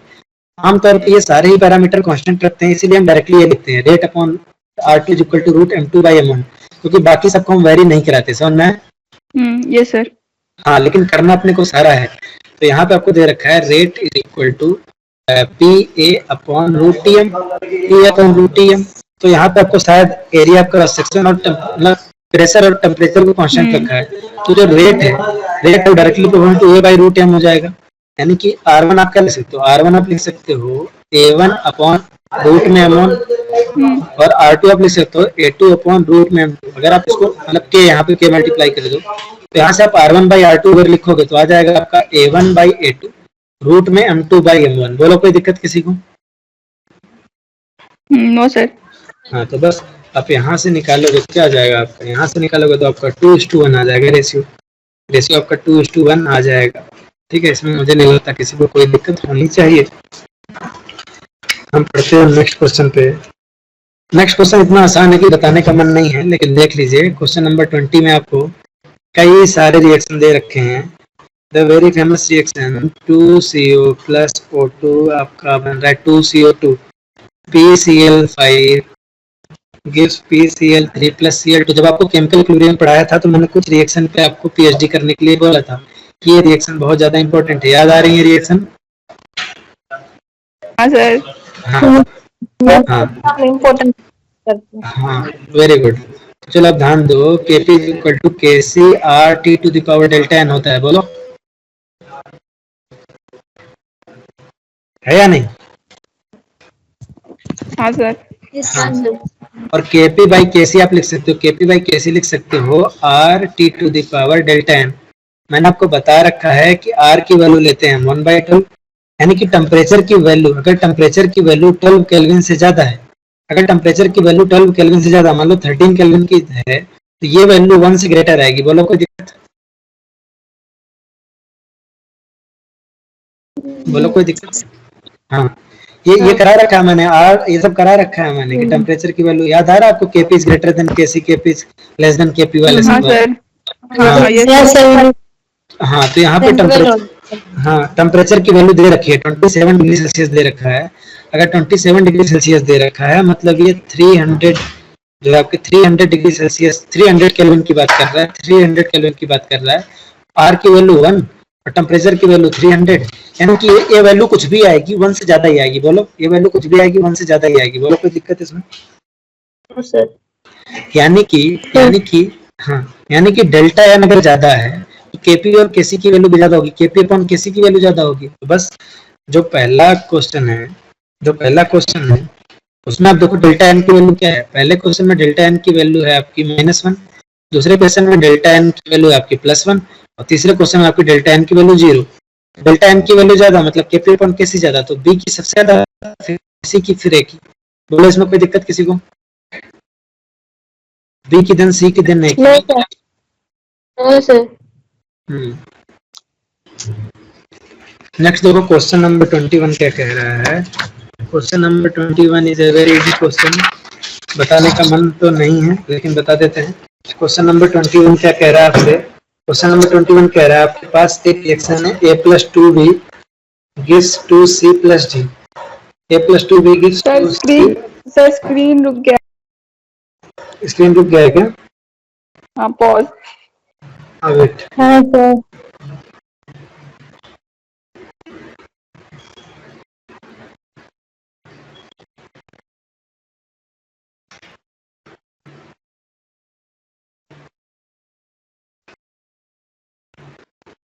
अब दिख रहा है क्या? अब दिख रहा है आपको? हाँ यस सर, यस सर। तो आपको एक रिएक्शन दे रखा है A+2B gives 2C+D। A+2B gives 2C+D, ऐसा आपका रिएक्शन दे रखा है। इस रिएक्शन में क्या है, आप मेरी बात सुनना ध्यान से। इस रिएक्शन में क्या है आपका A+2B gives 2C+D। इस रिएक्शन में आपको दे रखा 1.1 mole of B, initially 1.2 moles of B और C और D नहीं बना है ना। और आपको पूछ रहा है इक्विलिब्रियम पे आपकी जो है, इक्विलिब्रियम पे आपके जो डी के मोल्स 0.1 मोल दे रखे हैं, 0.1 मोल दे रखे हैं। तो आपसे पूछ रहा है केसी की वैल्यू क्या होगी। आपको पता है अगर हमने डिग्री ऑफ डिसोसिएशन अल्फा लिया, यहां से आपका निकलेगा कितना 1.1 माइनस अल्फा और यहां से निकलेगा 1.2 माइनस 2 अल्फा। देखो है और ये आपका बनेगा 2 अल्फा और ये बनेगा अल्फा, है ना। और आपको डी के मोल्स दिए हैं, यानी कि अल्फा की वैल्यू हो गई 0.1। आपको डी की वैल्यू दी, अल्फा की वैल्यू 0.1 हो गई। कोई दिक्कत? सर हाँ, तो अगर अल्फा की वैल्यू 0.1 हो गई तो यहाँ पे तो इसकी वैल्यू आ जाएगी 1, इसकी भी वैल्यू आ जाएगी 1, इसकी वैल्यू आ जाएगी 0.2 और इसकी वैल्यू आ जाएगी 0.1। अब देखो हाँ, अब मेरी बात सुनो। तो केसी की वैल्यू जो है वो क्या है आपकी, वो आएगी C² इंटू डी अपॉन ए इंटू बी स्क्वायर। ठीक है, यहाँ से आप देखो, यहाँ से आप क्या कर सकते हो, यहाँ से आप देखो ए और बी की वैल्यू 1 है, कोई मतलब है नहीं उसकी। बस बेसिकली क्या है, सी पे स्क्वायर, तो सी का आपका 0.2 पे स्क्वायर और डी आपका मल्टीप्लाई 0.1, तो यहाँ 0.2 पे square 0.04 into 0.1 comes out to be 0.004 and option number 2 is correct। कोई दिक्कत वाली बात इसमें नहीं है। चलो अगला क्वेश्चन बहुत ही आसान है। अगला क्वेश्चन है आपका वाला क्वेश्चन होमवर्क है, आप करके जरूर आना। ये वाला जो बोला है उसको भूलना मत। चलो क्वेश्चन नंबर 22 में क्या कह रहा है आपसे कि आपका एक है NH2C double bond O NH4, है ना। ऐसा करके आपका एक सॉल्ट है, अरे सॉरी हाँ सॉल्ट है, सॉलिड। फिर इसको आपने इक्विलिब्रियम पे रखा है 2NH3 gas plus CO2 gas जो है आपका रिलीज हो रहा है यहाँ से। आपसे बोल रहा है इक्विलिब्रियम पे टोटल प्रेशर, इक्विलिब्रियम पे जो टोटल प्रेशर है वो 5 atm है। कितना 5 atm? ये क्वेश्चन इतना आसान है कि पूछो मत। सॉलिड की वजह से कोई प्रेशर होगा नहीं, सॉलिड की वजह से कोई प्रेशर होगा नहीं, जो प्रेशर होगा इसकी वजह से होगा। और ऑब्वियस सी बात है इक्विलिब्रियम पे जब प्रेशर लिखते हैं तो डायरेक्टली इसके नंबर ऑफ मोल्स के प्रोपोर्शनल लिख सकते हैं। तो इसकी वजह से प्रेशर आएगा 2p आएगा और इसकी वजह से मान लिया p आएगा। क्यों? क्योंकि यहाँ पे 2 का मल्टीप्लाई और ये है। तो टोटल प्रेशर की वैल्यू यहाँ से कितनी आ रही है? टोटल प्रेशर की वैल्यू आ रही है p 3p comes out to be 5। यहाँ से p की वैल्यू आ जाएगी 5/3। तो NH3 का प्रेशर कितना हो जाएगा? NH3 का प्रेशर आपका 2p, 2 में आप 5/3 का मल्टीप्लाई करेंगे आएगा 10/3 और जो है आप p CO2 का प्रेशर देखेंगे तो that comes out to be p that is equal to 5/3। तो बस आपकी kp किसके इक्वल होगी? प्रेशर ऑफ NH3 का square into CO2 pressure of CO2 pressure of NH3 10/3 into आपका 2 इंटू आपकी 5/3, इसको आप सॉल्व करोगे तो 18.5 आ जाएगा। बोलो कोई दिक्कत? इसमें कोई दिक्कत है क्या? किसी को दिक्कत हो तो बोला करो यार, इसमें कोई दिक्कत है आपको? No sir. No sir. No sir. हाँ, अगला क्वेश्चन दिया हुआ है आपको, क्वेश्चन नंबर 23 आपको क्या कह रहा है? क्वेश्चन नंबर 23 बहुत आसान है। क्वेश्चन नंबर 23 को निकालोगे तो आपको दिया हुआ है N2 + 3H2 gives 2NH3। यहाँ पे आपको Kc की वैल्यू दे रखी है 1/2, है ना। स्टार्टिंग कंसेंट्रेशन भी दे रखा है, स्टार्टिंग कंसेंट्रेशन आपको N2 का दे रखा हुआ है, स्टार्टिंग कंसेंट्रेशन आपका N2 का दे रखा हुआ है 0.249, स्टार्टिंग कंसेंट्रेशन आपका H2 का दे रखा है 3.21 इंटू 10⁻², है ना। वॉल्यूम भी दे रखा है, वॉल्यूम भी दे रखा है, आप कंसेंट्रेशन आराम से निकाल सकते हैं। और NH3 का भी आपको नंबर ऑफ मोल दे रखा है 6.42 इंटू 10⁻⁴। आपको वॉल्यूम दे रखा है, सब कुछ दे रखा है। तो आपको करना क्या है, आपको QC कैलकुलेट कर लेना है, QC कैलकुलेट कर लेना है, QC कैलकुलेट कर लेना है। QC की वैल्यू के हिसाब से अगर QC KC के इक्वल आता है, मतलब सिस्टम इक्विलिब्रियम पे, अगर QC की वैल्यू KC से ज्यादा आती है, QC ज्यादा आती है KC से, मतलब रिएक्शन बैकवर्ड जाएगी।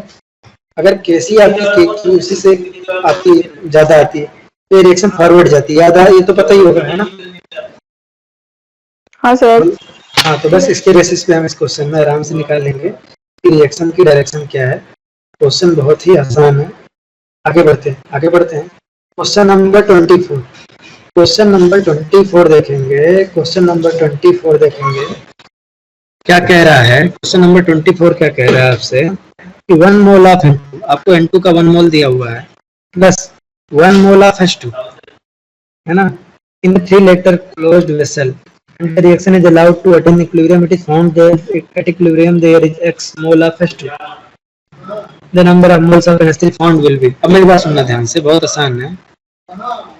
आपको एक बात पता है कि 1 मोल आपका N2 3 मोल्स ऑफ H2 से रेट करके 2 मोल ऑफ NH3 बनाएगा, लेकिन स्टार्टिंग में ही हमने 1 मोल N2 लिया है और 1 मोल H2 लिया है ना।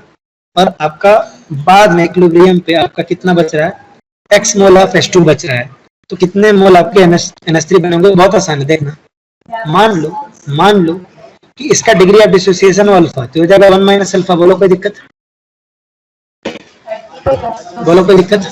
नहीं सर।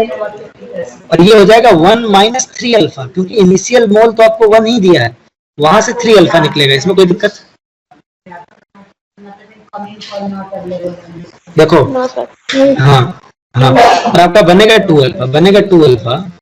आपको दे रखा है इक्विलिब्रियम पे जो H2 के मोल्स दे रखे हैं, उसकी वैल्यू दे रखी है X। तो बस आप यहाँ से 1 - 3 अल्फा = X लिख सकते हैं। यहाँ से अल्फा की वैल्यू हो जाएगी आपकी 1 - X/3। बोलो कोई दिक्कत? अल्फा की वैल्यू पता चल गई आपसे, आपको अल्फा की वैल्यू पता चल गई। अगर आपको अल्फा की वैल्यू पता चल गई तो आप यहाँ से आराम से कितने मोल NH3 के बने ये बना सकते हैं। तो आपको क्या करना है, 2 अल्फा करना है, तो 2 × 1 - X/3 कर देंगे तो आंसर आ जाएगा। बोलो कोई दिक्कत? No sir. चलो क्वेश्चन नंबर 25 देखो। क्वेश्चन नंबर 25 एक ऐसा क्वेश्चन है जिसमें मुझे बहुत सारे पुणे के बच्चे बोल रहे थे कि ये वाला टॉपिक सर पढ़ाना है। अरे इसमें कुछ नहीं है, मतलब ये इसके लिए पढ़ाना नहीं, मैंने तो इसलिए पढ़ा दिया था अपने वहाँ फार्मूला। पहले जिन बच्चों को पढ़ा रखा है उसकी बात करते हैं, जिन बच्चों को नहीं पढ़ा रखा है उनसे हम 1 मिनट की बात करेंगे। ज्वाइन किया क्या? ये क्वेश्चन शुभादीप ने पूछा था। शुभादीप आपने पूछा था? Yes sir. हाँ, कोई बात नहीं, अभी आपसे मिलते हैं। पहले तो हम उन बच्चों से बात कर लेते हैं जिनको ये पढ़ा रखा है। तो देखो, जिन बच्चों को मैंने पढ़ा रखा उनको सीधा बता रखा है कि degree of dissociation vapour density वाले क्वेश्चन में D - D/N - 1 अपॉन D से निकाल सकते हैं, जहाँ पे D होता है आपका रिएक्टेंट का वेपर डेंसिटी आप, और ये वाला होता है आपका वेपर डेंसिटी ऑफ मिक्सचर, और N होता है आपका कितने मोल्स में टूटा है। तो PCl5 आपका PCl3 + Cl2 में टूट रहा है, तो ये 2 आ जाएगी वैल्यू। बोलो N की वैल्यू 2 आ जाएगी। तो हाँ, तो ये क्वेश्चन बहुत आसान था। अगर आपका PCl5 का अगर आप मास देखेंगे तो आता है 208.5, तो वेपर डेंसिटी आ जाएगा आपका 100.25। तो प्योर रिएक्टेंट का अगर आप वेपर डेंसिटी देखेंगे तो आएगा 100.2, ये आ जाएगा। और आपको दे रखा है 90, वेपर डेंसिटी जो मिक्सचर का दे रखा है वो दे रखा है 90।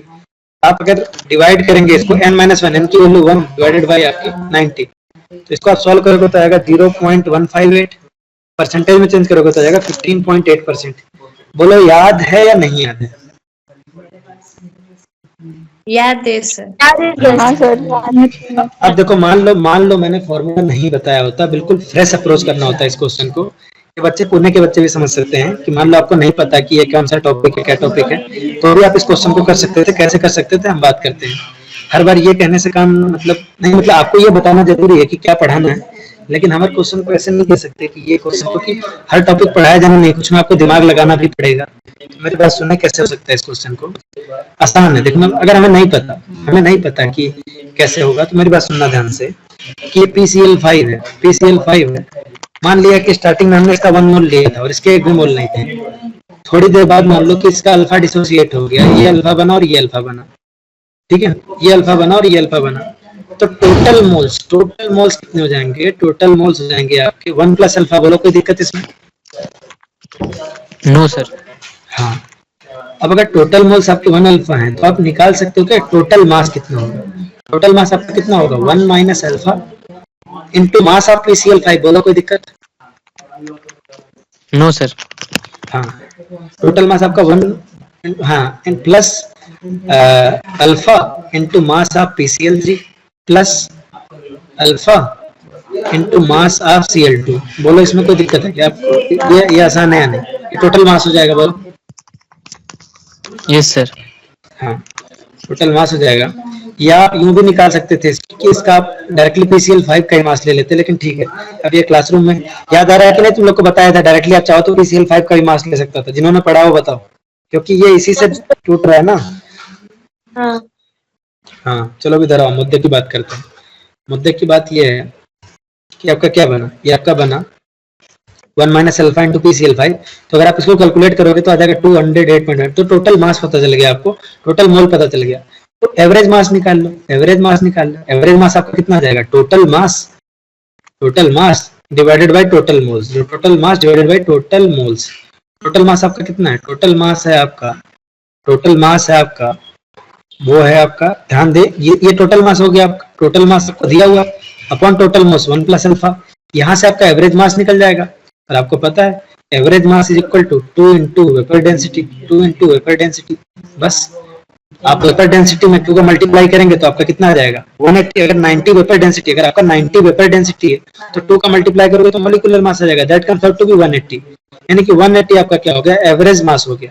एवरेज मास आपका 180 आ गया, तो कि आपके किसके इक्वल होता है? आपका 1 minus alpha into 208.5 plus alpha into 71 plus alpha into 1, मुझे मास तो याद नहीं आ रहा, PCl3 कैसे ही होगा देख लेना, अपॉन 1 प्लस अल्फा। यहाँ से अल्फा की वैल्यू निकल जाएगी कि नहीं निकल जाएगी? बोलो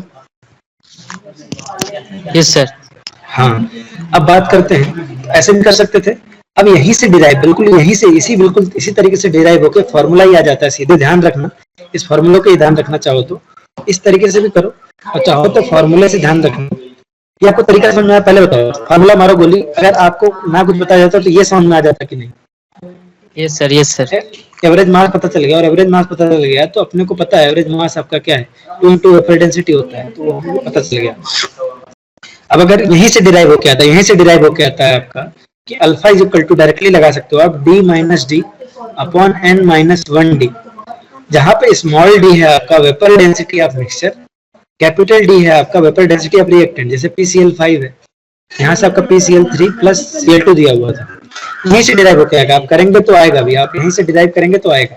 जिस तरीके से बता रहा हूँ अगर आप उस तरीके से करेंगे तो डिराइव होके वो आएगा, डोंट वरी। चलो इधर ध्यान दो। तो बेसिकली D क्या है आपका? Vapour density of PCl5। Capital D आपका क्या है? Vapour density of PCl5। Small d क्या है? वेपर डेंसिटी ऑफ मिक्सचर, जो क्वेश्चन में दिया था 90। n-1 क्या है? n-1 है, n की वैल्यू है कि 1 मोल इसका कितना मोल ये दे रहा है। जैसे आपका PCl5 टूट रहा है कितना? PCl3 में प्लस Cl2 में, मतलब 1 मॉलिक्यूल 2 मॉलिक्यूल बना रहा है। सिमिलरली अगर आपका A3 टूटता A प्लस A में, तो इसके लिए n की वैल्यू हो जाती 3। बात समझ में आ रहा है? Yes sir. हाँ, तो n की वैल्यू हमको पता है तो ऐसे हो जाएगा।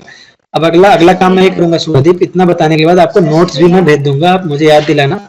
आपको स्क्रीनशॉट जितना मैंने इस टॉपिक से रिलेटेड पढ़ाया है वो मैं आपको स्क्रीनशॉट भेज दूंगा, क्योंकि इससे रिलेटेड और भी इंपॉर्टेंट क्वेश्चन है जो आपको करने चाहिए, जो मैंने क्लासरूम में करवाए हैं। आप पुणे वाले सारे बच्चों को फॉरवर्ड कर दीजिएगा ताकि वो लोग भी प्रैक्टिस कर लें। मैं ग्रुप पे डाल दूंगा, आप लोग देख लेना, ताकि वो लोग प्रैक्टिस कर लें सब लोग। हाँ, इससे रिलेटेड आपका ये वाला कॉन्सेप्ट पक्का हो जाएगा। फिर भी कोई डाउट आए तो पूछ लेना, क्योंकि जब हम क्लास में पढ़ाते हैं तो धीरे धीरे पढ़ाते हैं, लेकिन यहाँ पे बताते हैं तो थोड़ा तेज बताते हैं, तो डाउट आ सकता है तो पूछ लेना, ठीक है। चलो अब नेक्स्ट बढ़ते हैं आगे। नेक्स्ट क्वेश्चन बहुत आसान है। नेक्स्ट क्वेश्चन कह रहा है आपसे 26 में, आपसे कह रहा है क्वेश्चन नंबर 26 कह रहा है आपका ए सॉलिड टूट रहा है किसमें, बी गैस में, सी गैस में और डी सॉलिड में, है ना। ऐसा क्वेश्चन दिया हुआ है और आपको केपी की वैल्यू दे रखी है कितनी, 9 ATM स्क्वायर। अब यहां से अगर आप देखो तो इक्विलिब्रियम पे तो ये सॉलिड है, इसका मामला खत्म, ये भी सॉलिड है, इसका भी मामला खत्म। मामला किसका बचा हुआ है, गैस का बचा हुआ है। अब गैसेस का मामला बचा हुआ है, दो ही गैस हैं, दोनों के एक ही मोल दे रखे हैं, और हम जो है इक्विलिब्रियम पे दोनों का प्रेशर उनके स्टोइकियोमेट्रिक कोएफिशिएंट के हिसाब से लिख सकते हैं। तो इसका भी प्रेशर पी, इसका भी प्रेशर पी, बोलो कोई दिक्कत। तो केपी क्या आ जाएगा आपका, केपी आपका पी स्क्वायर के इक्वल आ जाएगा, और केपी की वैल्यू दे रखी है 9 ATM। यहाँ से पी की वैल्यू क्या आ जाएगी, रूट में 9 यानी कि 3 ATM। अगर पी की वैल्यू 3 ATM आ गई तो टोटल प्रेशर आपका कितना हो जाएगा, टोटल प्रेशर तो आपको पता है पी प्लस पी यानी कि 2P, that comes out to be आपका 3 + 3 यानी कि 6 ATM, है ना। इस हिसाब से आपका कौन सा ऑप्शन सही रहा है, ऑप्शन नंबर 3 सही हो रहा है, बोलो कोई दिक्कत। No sir. Okay, question number 27।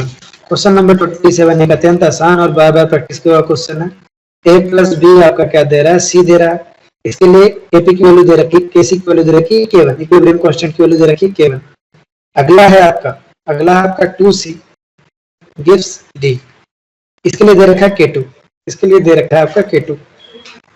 अगर आप इस रिएक्शन में 2 का मल्टीप्लाई करो, वो आपको समझ में आना चाहिए, तो आपको K2 का स्क्वायर कर देना पड़ेगा, और 2 का मल्टीप्लाई किया तो आपका क्या आ जाएगा, 4C gives 2D, 4C gives 2D। और इक्विलिब्रियम कांस्टेंट का क्या हो गया, मल्टीप्लाई हो गया, और यहाँ पे आ गया स्क्वायर, क्या आ गया आपका, स्क्वायर आ गया, स्क्वायर आ गया, ये स्क्वायर आ गया, ध्यान से समझना। 4C गिव्स 2D आ गया आपका K2 पे स्क्वायर, 4C गिव्स 2D आपका आ गया K2 पे स्क्वायर। तो इसको इन्वर्ट कर लीजिए, इन्वर्ट कर लेंगे तो क्या आ जाएगा आपका, इन्वर्ट करेंगे तो आएगा आपका 2D gives 4C, 2D gives 4C। इसको आप लिख सकते हैं, यहाँ पे आपका K2 का स्क्वायर था तो अब 1/K2 का स्क्वायर हो जाएगा, बोलो कोई दिक्कत, इसमें कोई दिक्कत है किसी को? नहीं सर। तो बस आपने को क्या करना है, इक्वेशन नंबर 1 और इक्वेशन नंबर 2 को ऐड कर लेना है। अगर हम इक्वेशन नंबर 1 और इक्वेशन नंबर 2 को ऐड करें तो आएगा आपका a plus B plus 2D gives 5C, है ना, जो कि हमारा रिक्वायर्ड इक्वेशन है। और दोनों का आपको क्या करना पड़ेगा, कैसे मल्टीप्लाई कर देना पड़ेगा, तो आएगा K1/K2 स्क्वायर, यही आंसर हो जाएगा। आंसर हो जाएगा आपका 2, 27 का 2। बोलो कोई दिक्कत किसी को भी?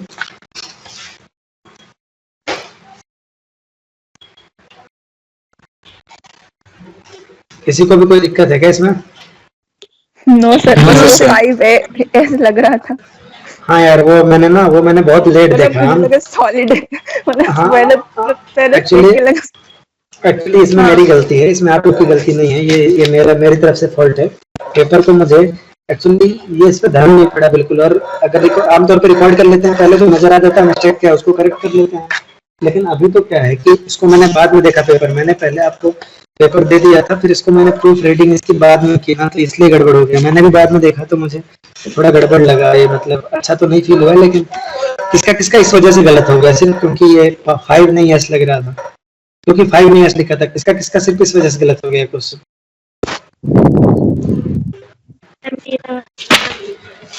अपने आपको 5 नंबर का मतलब 5 नंबर का अवार्ड दें, आराम से 4-5 नंबर का अवार्ड दें। सॉरी, है ना, थोड़ा ध्यान दो। अगला देखो, ये मैंने मिस्टेक से रह गया, इस पेपर में मिस्टेक रह गई, एक मिस्टेक करे, एक्चुअली 5 जैसा नहीं हुए, एस लिखा था तो था 5। चलो इसको करेक्ट कर लेना। अगला ध्यान तो दिया हुआ आपको 1/2 F2 plus electron gives F minus. इसके लिए ई नॉट की वैल्यू दे रखी है, वो आ जाएगा 3.02 वोल्ट। और फिर आपका है F2, यानी कि इसमें 2 का मल्टीप्लाई करो, F2 plus 2 electron gives 2F। इसके लिए जो ई नॉट की वैल्यू आ जाएगी वो आ जाएगी 6.04। बोलो कोई दिक्कत? नो अरे सर। यहाँ इक्वेशन में 2 का मल्टीप्लाई हुआ है, यहाँ भी 2 का मल्टीप्लाई कर दो, ठीक है? स्टैंडर्ड अरे यार सर नहीं, ई नॉट वैल्यू जो है वो एक इंटेंसिव प्रॉपर्टी होती है। रिएक्शन में आप किसी का भी मल्टीप्लाई कर लें, यहाँ पे आप मल्टीप्लाई नहीं कर सकते हैं, समझ में आया? ई नॉट वैल्यू सेम रह जाएगी, ई नॉट वैल्यू इसकी 3.02 ही रह जाएगी। ई नॉट तो इंटेंसिव प्रॉपर्टी, आप यहाँ पे हाफ F2 प्लस इलेक्ट्रॉन हाँ बोलो बोलो। हाँ, half F2 plus electron gives F minus है। सर ने चीख चीख के बोला होगा आपको इलेक्ट्रोकेमिस्ट्री पढ़ाते टाइम कि बेटा जो है ये अगर आपका ई नॉट जो होता है वो इंटेंसिव प्रॉपर्टी होता है, और इंटेंसिव प्रॉपर्टी है तो आपको क्या करना है, अगर यहाँ पे आप 1 लाख का भी मल्टीप्लाई करेंगे तो ई नॉट की वैल्यू 3.02 ही रह जाएगी। बोलो कोई दिक्कत? हाँ सर। अब देखो, अब प्यारे बच्चों मेरी बात सुनना। अब अगला जो है, मैंने बहुत सारे क्वेश्चन, करीब 3, 4, 5 क्वेश्चन पूछे हैं एन फैक्टर के ऊपर, अकेले एन फैक्टर के ऊपर पूछे हैं। और वो एन फैक्टर के जो क्वेश्चन है ना, वो डायरेक्टली आपके नोटबुक में केसेस से है, मतलब एक केस पढ़ेंगे आप, उससे एक क्वेश्चन मिलेगा आपको। समझ में आ रहा? आपने देखे होंगे अगर एन फैक्टर अपने नोट से प्रॉपर्ली, हाँ, ताकि प्रैक्टिस हो जाए। वो केसेस कॉम्प्लेक्स भी हैं, कठिन भी हैं, लेकिन आपको प्रैक्टिस होनी चाहिए उसकी प्रॉपर्ली, हर एक केस की। और मैंने केस वाइज बहुत ही मेहनत से आपको एन फैक्टर के तरीके बताए हैं। अगर आप फाइनल एग्जाम में है ना एन फैक्टर में गलती करते हैं, रेडॉक्स रिएक्शन जो पढ़ाया था तो बहुत ही हिसाब से, बहुत ही सुंदर तरीके से मैंने आपको सारे केसेस कवर किए थे। गलती होगी तो थपड़िया दूंगा, पहले ही बता रहा हूँ, ठीक है? चलो, अब जो अगला क्वेश्चन है, मेरी बात सुनो, गलती नहीं होनी चाहिए। जो क्वेश्चन है ध्यान रखें। नेक्स्ट क्वेश्चन क्या है? 29 आपका बेसिकली इक्विवेलेंट मास पूछ रहा है। इक्विवेलेंट मास क्या होता है? Molar mass upon N factor. जब भी इक्विवेलेंट मास पूछ रहा है मतलब एन फैक्टर का क्वेश्चन है, तो एन फैक्टर निकालना सीख लेते हैं। आपको क्वेश्चन में दे रखा है Cl2 NaOH की प्रेजेंस में किसमें बदल रहा है? आपका NaCl में और NaClO3 में, NaClO3 में। तो ये कौन सी रिएक्शन है? डिस्प्रोपोर्शनेशन रिएक्शन है। 0 से -1 और +5 में जा रहा है। डिस्प्रोपोर्शनेशन है या नहीं? बोलो। हाँ सर। अच्छा, एक बात बताता हूँ मैं आपको। यहाँ से 0 में -1 से +5 में गया तो इसे कहते हैं डिस्प्रोपोर्शनेशन रिएक्शन। क्या कहते हैं? Disproportionation reaction, right? हाँ, इसको डिस्प्रोपोर्शनेशन रिएक्शन कहते हैं। बोलो कोई दिक्कत?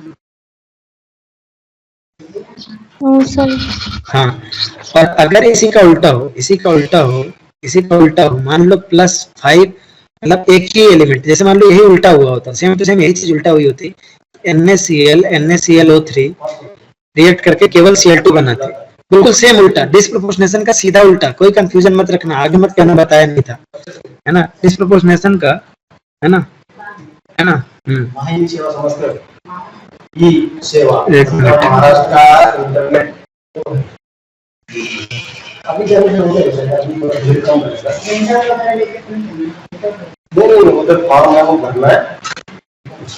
एक मिनट। हाँ, आप लोग का उसका आपका उसका मैटर कहाँ तक पहुंचा? आप लोगों ने सबने भर दिया ना वो एड्रेस वाली बात? हाँ सर। तुम लोग को इतने ढकने हो ना कि तुम लोग को मटेरियल भेजने के लिए यहाँ पे बात करो और तुम लोग अपनी तरफ से एड्रेस नहीं भरते हो। मतलब एक बच्चे की वजह से सारे बच्चे का लेट होगा। एक बच्चा नहीं भरेगा तो हम थोड़ी ना यहाँ से मटेरियल भेजेंगे। जिन लोग मटेरियल बना रहे हैं, जो लोग मटेरियल भेज रहे हैं, पैक कर रहे हैं और ले रहे हैं, उनके पास काम धाम नहीं है क्या कि एक बार तुम्हारे लिए जाएंगे फिर एक बार दूसरे के लिए जाएंगे? इतना थोड़ा सा वो किया करो यार। हम अपने साथ दुलार करते हैं, आपको कोई बात डांटते नहीं है, तो आप लोग यार सर मैक्सिमम वॉइस मैसेज भेज रहा था इसलिए ज्यादा डांट लगाया नहीं तो ये बात डांट लगाने लायक थी। मतलब आप लोग ऐसा मत किया करो ना यार। किसी के साथ भी आप मतलब एक बार आपके लिए भेजने जाएंगे, एक बार दूसरे के लिए भेजने जाएंगे, ये आदत सही नहीं है। आप अपने दोस्तों को भी समझा के रखो जो भी नहीं भरते हैं, ये गलत आदत है। चलो, तो 0 से जिन लोग चले गए थे उन लोग को भी भरना पड़ेगा क्योंकि मैक्सिमम लोगों का नाम उन लोग का ही था। नहीं, इतना दिमाग हमारे पास है, हमने नहीं बना रखा है। एक बच्चा छूटेगा तो वो हमने बोल रखा है उनको, कोई दिक्कत नहीं। 0 से -1 से +5 में गया तो ये डिस्प्रोपोर्शनेशन है। अगर इसी का ठीक उल्टा हो किसी तरीके से, अगर NaClO3 से कन्वर्ट होकर Cl2 में आता तो इसे हम बोलते हैं कम प्रोपोर्शनेशन या सिन प्रोपोर्शनेशन। इसी का उल्टा इंपॉर्टेंट नहीं है बिल्कुल भी, लेकिन याद रखिए सिन प्रोपोर्शनेशन है कम प्रोपोर्शनेशन, ठीक है। तो इस तरह से ध्यान रखेंगे इसको, मतलब कुछ इंपॉर्टेंट नहीं है लेकिन ऐसे ध्यान रखें। तो जब भी आपका डिस्प्रोपोर्शनेशन हो, जब भी आपका डिस्प्रोपोर्शनेशन हो तो आपको एन फैक्टर निकालने का मैंने बिल्कुल सबसे आसान तरीका बताया था कि आप इसको सोचा ही मत करो कि डिस्प्रोपोर्शनेशन है, आप इनको अलग अलग मिल लिया करो। भाई 2-3 लोग मिल के आ रहे हैं, आप अलग अलग मिल लो गली में इनसे। Cl2 आपका किस में कन्वर्ट हो रहा है? Cl माइनस में कन्वर्ट हो रहा है। और Cl2 आपका किस में कन्वर्ट हो रहा है? Cl2 आपका किस में कन्वर्ट हो रहा है? ClO3 माइनस में कन्वर्ट हो रहा है। ClO3 माइनस में कन्वर्ट हो रहा है, हाँ। तो आपका क्या है, यहाँ पे 2ClO3 करोगे तो यहाँ पे आपका क्या हो रहा है, 0 से -1 में जा रहा है ना। तो एक एटम 0 से -1 में जा रहा है तो एक इलेक्ट्रॉन का एक्सचेंज हो रहा है, तो 2 एटम जाएंगे। ध्यान रखो, इधर हमने को नंबर ऑफ मोल्स 1 रखने पड़ते हैं, याद आ रहा है कि नहीं? इधर नंबर ऑफ मोल्स 1 रखने, Cl2 का एक मोल जो है 2Cl- देगा। ये चीज समझ में आ रहा है कि नहीं आ रहा है? Yes sir. हाँ, हाँ तो ये आपका 0 से -1 में जा रहा है। एक एटम आपका एक इलेक्ट्रॉन का एक्सचेंज कर रहा है, तो 2 एटम आपका कितना, 2 इलेक्ट्रॉन का एक्सचेंज करेगा। बोलो कोई दिक्कत? यहाँ से 2 आ जाएगा, यहाँ से 2 आ जाएगा। और यहाँ से देखो ये आपका क्या हो रहा है, 0 से +5 में जा रहा है, 0 से +5 में जा रहा है। एक एटम आपका 5 इलेक्ट्रॉन का कर रहा है, तो 2 एटम आपका क्या हो रहा है, 10 का कर रहा होगा। हाँ, तो आपका क्या है डिस्प्रोपोर्शनेशन के केस में एन फैक्टर क्या होता था, n1 n2 upon n1 plus n2। बताया था या नहीं बताया था? हाँ सर। हाँ सर। हाँ, तो बस 10 × 2 upon 10 plus 2 is equal to, आपका निकाल लो इसको यहाँ से, 5/3 आ रहा है मेरा। आपका कितना आ रहा है? आप लोगों में से दिल से बताना कि ये क्लासरूम का क्वेश्चन है या नहीं। यस सर है। Yes sir.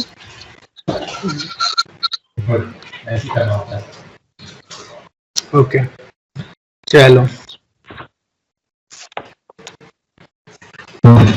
तो यहाँ से 5/3 आपके क्लासरूम का क्वेश्चन, अगर आप प्रॉपर्ली ऑब्जर्व करो तो। चलो अगला कह रहा है, अगला क्वेश्चन आपका क्वेश्चन नंबर 30। क्वेश्चन नंबर 30 क्या कह रहा है ना?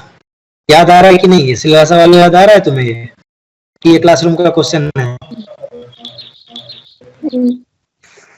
Yes sir. हाँ, चलो बाकी किसी को भी डाउट हो तो ही और सी कैन, मतलब स्पेशली ही कैन, क्योंकि आप लोगों को कोई डाउट हो सकता है इन सब टॉपिक में, तो आप लोग जरूर मुझसे बात करिए, मैं आप लोग को ये सब बता दूंगा। चलो, वैसे तो आता होगा सुबह, आपको इस टॉपिक में थोड़ी ना कोई दिक्कत होगा। सुबहदीप, आवाज आ रही है आपको मेरी? Yes sir. इस टॉपिक में थोड़ी ना आपको कोई दिक्कत है कि है? अगर है तो बताइए, कोई दिक्कत की बात नहीं। मतलब इस टॉपिक से ज्यादा कुछ करवाया नहीं सर, उतना ज्यादा। इस टॉपिक से ज्यादा कुछ करवाया नहीं है, एन फैक्टर वगैरह कैलकुलेशन।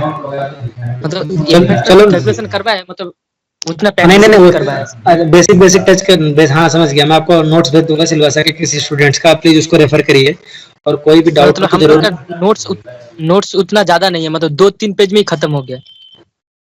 पेज में क्या होता है, अगर आपका पेज ही खूब बड़ा होता है उसका मैं क्या कर सकता हूँ?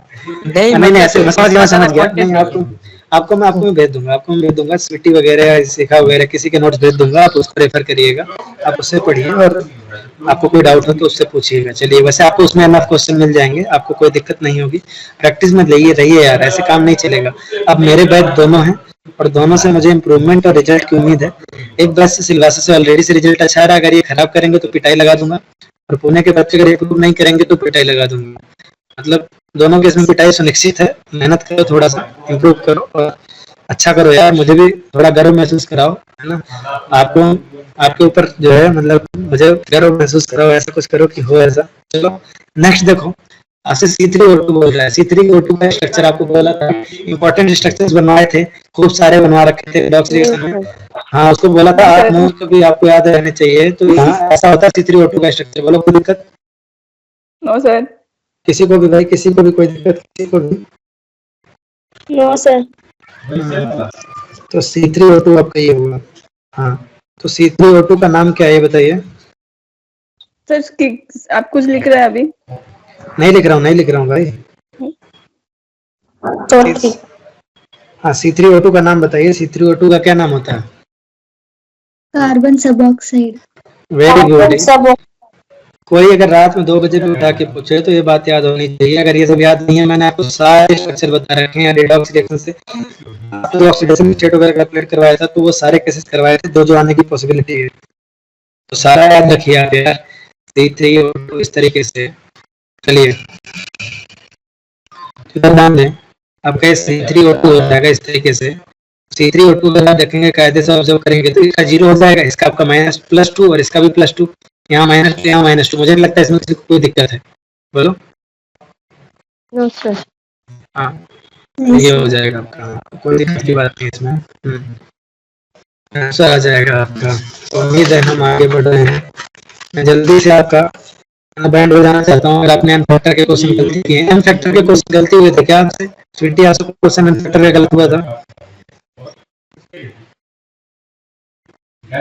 सर पूजा मतलब हाँ पूजा आपका कोई गलत हुआ था? अब आप लोग बोलिए, आपकी आवाज नहीं आ रही थी। पूजा आप बोलिए, एन फैक्टर का कोई क्वेश्चन आपका गलत हुआ था? पूजा आवाज जा रही है आपको?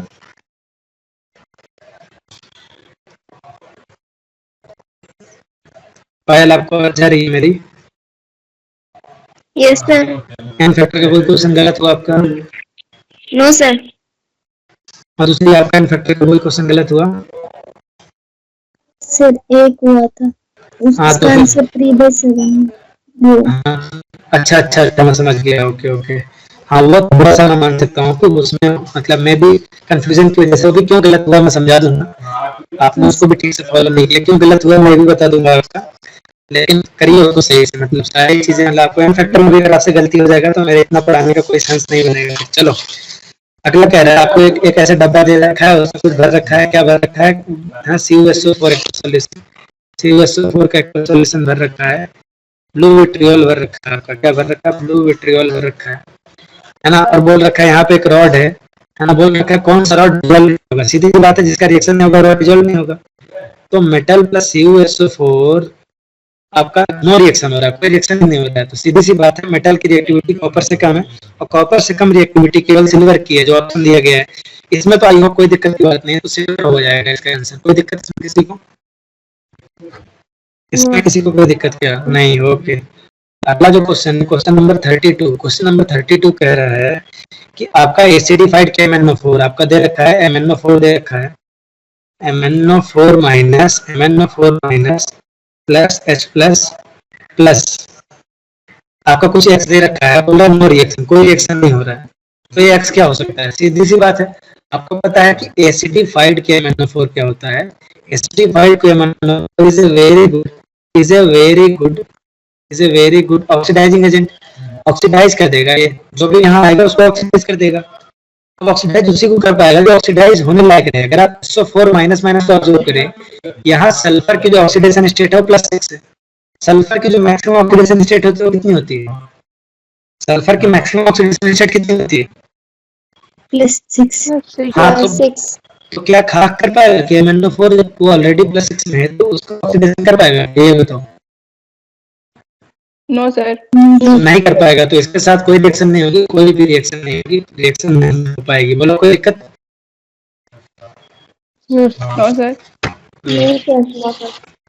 नेक्स्ट क्वेश्चन पूछ रहा है, क्वेश्चन नंबर 33 में क्या कह रहा है, देखना ध्यान से। क्वेश्चन नंबर 33 में बोल रहा है, 33 में आपसे बोल रहा है कि सल्फर का ऑक्सीडेशन स्टेट अलग किस में है। तो ये क्वेश्चन बताना मैं जरूरी नहीं समझता। K2SO4 है, SF6 है, Na2H2O3 है और Na2H2O7 है। ये क्वेश्चन बताना चाहिए मुझे।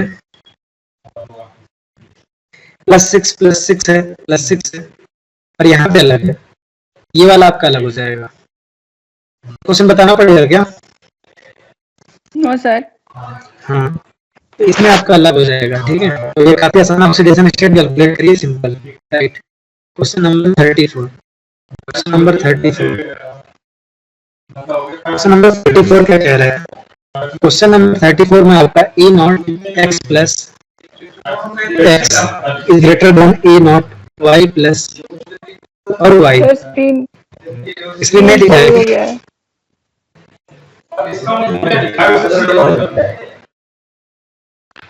हाँ सर, मेरा हाँ दिख रहा है क्या?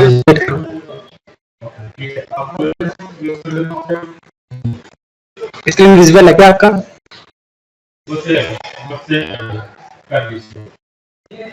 हेलो, हाँ सर अभी हाँ हाँ, सर अभी आ रहा है। ये जेड प्लस प्लस जेड है, ऐसा दे रखा है क्वेश्चन में। अगर ऐसा दे रखा है तो बेसिकली देखो एक्स प्लस रिड्यूस हो रहा है, एक्स प्लस क्या कर रहा है, प्लस वन से जीरो जीरो में जा रहा है, प्लस वन से जीरो में जा रहा है, प्लस वन से जीरो में जा रहा है। तो बेसिकली क्या देख रखा है आपको, रिडक्शन पोटेंशियल दे रखा है, ये रिड्यूस हो रहा है आसानी से। अगर आप इसका ऑक्सीडेशन पोटेंशियल लिखना चाहो तो आपको उल्टा करना पड़ेगा, ऑक्सीडेशन पोटेंशियल उल्टा हो जाएगा, जेड जेड एक्स आपका वाई वाई प्लस और आपका क्या आएगा E naught X X plus आ जाएगा। बोलो इसमें कोई दिक्कत, बोलो इसमें कोई दिक्कत? No sir. हाँ, ऐसा हो जाएगा। मेरी बात सुनना ध्यान से, और मेरी बात सुनना। तो इसका मतलब क्या है, जेड जो है जेड प्लस में आसानी से कन्वर्ट हो सकता है और एक्स प्लस आपका एक्स में आसानी से कन्वर्ट हो सकता है। यानी कि जेड जो है जेड वो बहुत आसानी से ऑक्सीडाइज हो सकता है, यानी कि अच्छा रिड्यूसिंग एजेंट है या नहीं, बोलो? और जो है, और आपका एक्स प्लस जो है, एक्स प्लस आसानी से रिड्यूस हो सकता है। एक्स प्लस है आपका, एक्स प्लस आसानी से रिड्यूस हो सकता है। अगर एक्स प्लस आसानी से रिड्यूस हो सकता है यानी कि जो है वो खुद दूसरे को क्या करेगा, ऑक्सीडाइज करेगा, तो एक्स प्लस क्या हो जाएगा आपका, ऑक्सीडाइजिंग एजेंट हो जाएगा। इस हिसाब से आपका पहला और तीसरा स्टेटमेंट दोनों सही होगा, 1 और 3 बोथ, इसलिए फोर्थ स्टेटमेंट सही हो जाएगा। बोलो कोई दिक्कत? हाँ, 35 है ना क्वेश्चन नंबर 35। क्वेश्चन नंबर 35 देखिए, क्वेश्चन नंबर 35 ये मतलब एग्जैक्टली यही नहीं, लेकिन इससे मतलब बिल्कुल मिलता जुलता, बिल्कुल मिलता जुलता आपको क्लास में क्वेश्चन करा रखा। क्या हुआ? मतलब आपने क्लास में दिया तो उसमें हाँ, क्लास में जो दिया था 61 आया था, क्योंकि वहां पे थोड़ा अलग लिया था कुछ मैंने। NO3 माइनस दिया था। हाँ, NO3 माइनस लिया था, यहाँ पे NO2 लिया है, बस फर्क इतना ही है। यहाँ पे Fe2O3 है, प्लस CO2 है, प्लस आपका क्या है, NO2 है। मैंने इस केस में बताया था, है ना, इस केस में मैंने आपको बता रखा है, इस केस में मैंने बता रखा है आपको कि इस केस में आप इंडिविजुअली चेक करते हो, एक एक का चेक करते हो, एक एक का चेक करते हो। तो देखो फेरस आपका +2 से किस में जा रहा है, +3 में जा रहा है, +2 से आपका किस में जा रहा है, +3 में जा रहा है। कार्बन आपका शायद है, देखो नेट CN माइनस में नाइट्रोजन -3 है, कार्बन +3 में जा रहा है। कार्बन आपका +3 से, कार्बन आपका +3 से, कार्बन आपका +4 में जा रहा है। बोलो कोई दिक्कत? सर +2 होगा ना? वेट देखने दो, CN माइनस, हाँ +2 से +4 में जा रहा है, सॉरी, +2 से +4 में जा रहा है ना, +2 से +4 में जा रहा है। और जो आपका नाइट्रोजन है, नाइट्रोजन आपका -3 से +4 में जा रहा है। बोलो कोई दिक्कत? No sir. यानी कि पर एटम, अगर आप पर एटम देखेंगे तो कितने इलेक्ट्रॉन एक्सचेंज हो रहे हैं, 1 इलेक्ट्रॉन यहाँ, यहाँ पे आपका कितना एक्सचेंज हो रहा है, 2 इलेक्ट्रॉन, और 12 यहाँ पे मतलब कितना हो हाँ रहा है, टोटल 7। हाँ। तो आपको लेकिन देखना कि एक मोल में आपका फेरस का कितना एटम था, एक ही एटम था, तो आपने लिखा 1। एक मोल में कार्बन की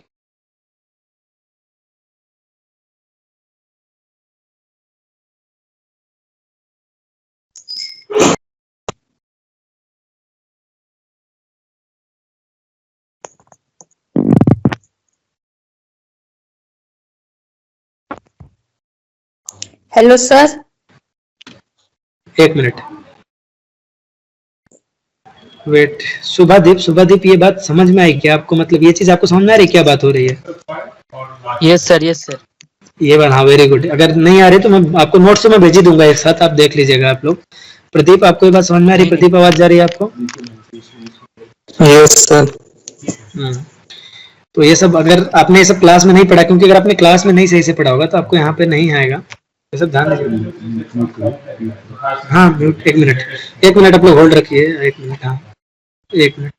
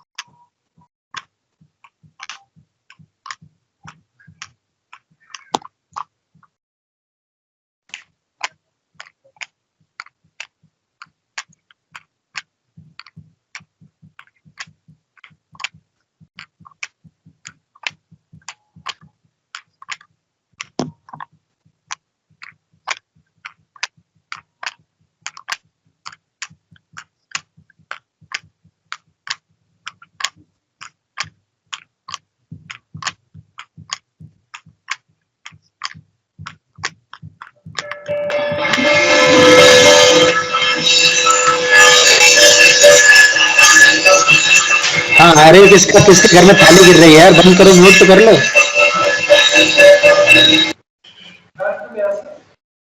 अच्छा किसी यहाँ आरती हो रही होगी, अगर आरती हो रही है तो कोई बात नहीं, मतलब आप लोग करो, मतलब ये सब तो बाद की चीजें हैं, सब बाद में भी हो जाएंगी, पहले आरती ही कर लो।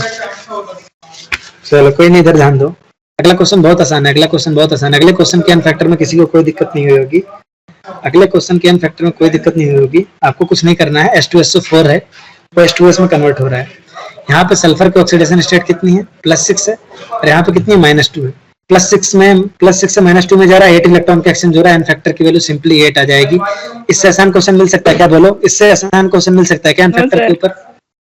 है, किसी को कोई दिक्कत नहीं होनी चाहिए। हाँ तो बस ये आसान है काफी। क्वेश्चन नंबर 37 देखो। हाँ क्वेश्चन नंबर 37 की बात ये गलत हुआ, मतलब क्वेश्चन समझ नंबर में नहीं आया वो क्या लिखा है ऊपर, मतलब NE कहाँ पे है, नहीं, मतलब क्वेश्चन में, इस वाला क्वेश्चन में n factor of, okay okay, मतलब GEN, मतलब उसका कोई अलग सा कोई मीनिंग क्या?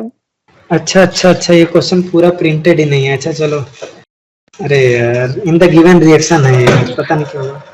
आपका पूछ रहा है K2Cr2O7 plus HCl gives KCl plus CrCl3। इसको ध्यान से समझना। वैसे तो आपको क्लास में इनडायरेक्टली इसको पढ़ाया हुआ है, डायरेक्टली नहीं पढ़ाया है। बस मतलब इनडायरेक्टली क्या मतलब, आपको आपने ये वाला तो किया ही हुआ है ना कि 14HCl से एक क्वेश्चन अगर आपने देखा हो, आपने अपने नोट्स के क्वेश्चन देखे, रुको मुझे भी आपके नोट्स खोल लेने दीजिए एक बार।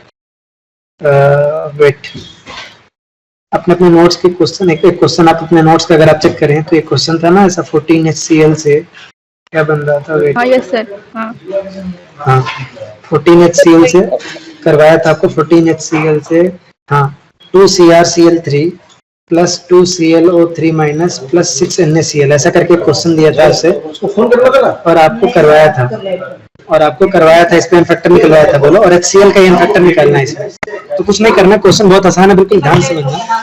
आसान, और ये क्वेश्चन क्यों डिफिकल्ट हो गया आप लोग के लिए ये भी बताता हूँ। ये क्वेश्चन डिफिकल्ट हो गया बैलेंसिंग के कारण। क्यों बैलेंसिंग के कारण ये भी बता रहा हूँ, हमें मेरी बात सुनना। अगर आप इसको आयनिक रिएक्शन में कन्वर्ट करो, अगर आप इसे आयनिक रिएक्शन में कन्वर्ट करोगे तो क्या आ जाएगा, Cr2O7 2 minus plus Cl minus gives Cl minus, यहाँ भी आपका Cl माइनस ही, यहाँ भी आपका Cl माइनस ही है, प्लस Cl, बस Cl माइनस में कन्वर्ट हुआ है क्या ये? वेट देखने दो एक बार पेपर में क्वेश्चन। Cl2 में यहाँ पे Cl2 भी है, वेट करो, हाँ Cl2 भी है आपका, यहाँ पे आपका Cl2 भी है, और आपका क्या है, तो Cl माइनस इधर रखने का कोई सेंस नहीं है, प्लस Cl2, और आपका आ रहा है Cr3 प्लस। अगर आयनिक इक्वेशन लिखना हो, अगर इसका आयनिक इक्वेशन लिखना हो तो आप ऐसा कह सकते हैं कि जो Cr2O7 2 माइनस है वो Cl माइनस के साथ रिएक्ट करके Cl2 और Cr3 प्लस बना रहा है। बोलो इसमें दिक्कत है कोई? आयनिक रिएक्शन नहीं होगी, बोलो, मतलब इधर भी क्लोरीन है, इधर भी क्लोरीन, आयनिक रिएक्शन तो ही हो जाएगी ना नेट, है ना? तो अगर आप इसको करना सर वैसे मतलब रहने से भी तो उसका कोई चेंज नहीं हो रहा है, तो उसको हम क्यों इंक्लूड करें, जैसे मतलब माइनस ही रह रहा है ना। हाँ मतलब वही, अरे एक्चुअली करना चाहिए, अगर आयनिक इक्वेशन आपसे पूछ रहा है तो यहाँ करना पड़ेगा, बस इसीलिए, क्योंकि चेंज नहीं हो रहा है उसको इंक्लूड करने का कोई सेंस नहीं है, इसलिए नहीं कर रहा हूँ। चलो इधर ध्यान दो। अब आप हाफ रिएक्शन लिख लो, अगर आप हाफ रिएक्शन लिखोगे तो आएगा Cr2, इसको आप बैलेंस कर लोगे कि नहीं, पहले बताओ, इसको बैलेंस कर लोगे?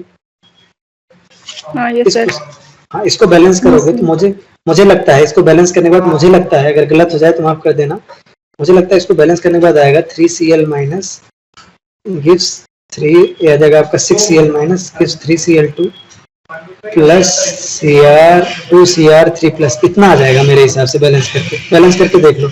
और इधर आ जाएगा आपका, इधर आ जाएगा आपका 14H प्लस, और इधर आ जाएगा आपका 7H2, इतना आ जाएगा। देखो बैलेंस करके इतना आ रहा है क्या, इसको बैलेंस करो, इसको बैलेंस करो, कितना ही आ रहा है, देखो कितना ही आ रहा है क्या, ये बताओ बस।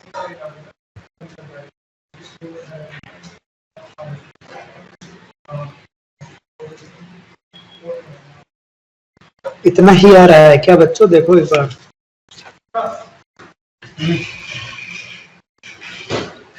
बच्चों इतना ही आ रहा है क्या?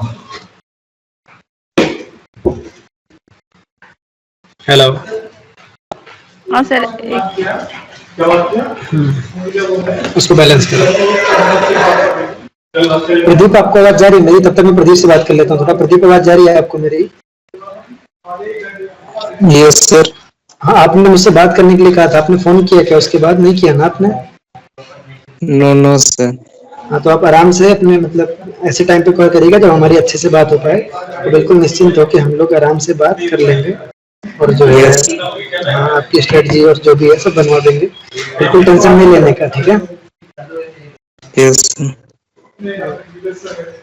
चलो, नहीं कर पाए क्या बच्चों? बैलेंस यस करके सर। हाँ सर। हाँ सर, हाँ, जब भी आपके आयनिक, देखो जब भी आपको कोई ऐसा रिएक्शन दिया होता, आपको रिएक्शन क्या दिया हुआ था? आपको रिएक्शन दिया हुआ था K2Cr2O7। आपको यहीं से दिक्कत आई होगी, इसी पार्ट से। बाकी आपको तो आता ही है। K2Cr2O7 plus HCl gives KCl plus CrCl3 plus Cl2 plus H2। तो आपको कभी भी डायरेक्ट नहीं करना, पहले इसको आयनिक इक्वेशन में कन्वर्ट करना, फिर उसको बैलेंस करना है। अब इसको बैलेंस कर लिया ना, अब इसको हम मेन इक्वेशन में कन्वर्ट करने की कोशिश करते हैं। देखो कैसे कर सकते हैं। अब याद रखो कि इनका कोफिशिएंट कहीं चेंज मत करना, इनका कोफिशिएंट कहीं चेंज मत करना, है ना? अब मेरी बात सुनना ध्यान से, मेरी बात सुनना, बहुत आसान है। आपको HCl बनाना है। अगर आपको HCl बनाना है तो 14H प्लस है, तो 14Cl माइनस भी होना चाहिए। तो आपने क्या किया, यहाँ पे लिखा K2, देखो तो आपने देखो यहाँ पे एक Cr2O7 है, तो आप यहाँ लिख सकते हैं Cr2O7 की जगह K2Cr2O7। बोलो कोई दिक्कत? बोलो कोई दिक्कत इसमें? Cr2O7 2 माइनस को बेसिकली पोटेशियम आयन भी, तो हम इसको लिखेंगे K2Cr2O7 प्लस।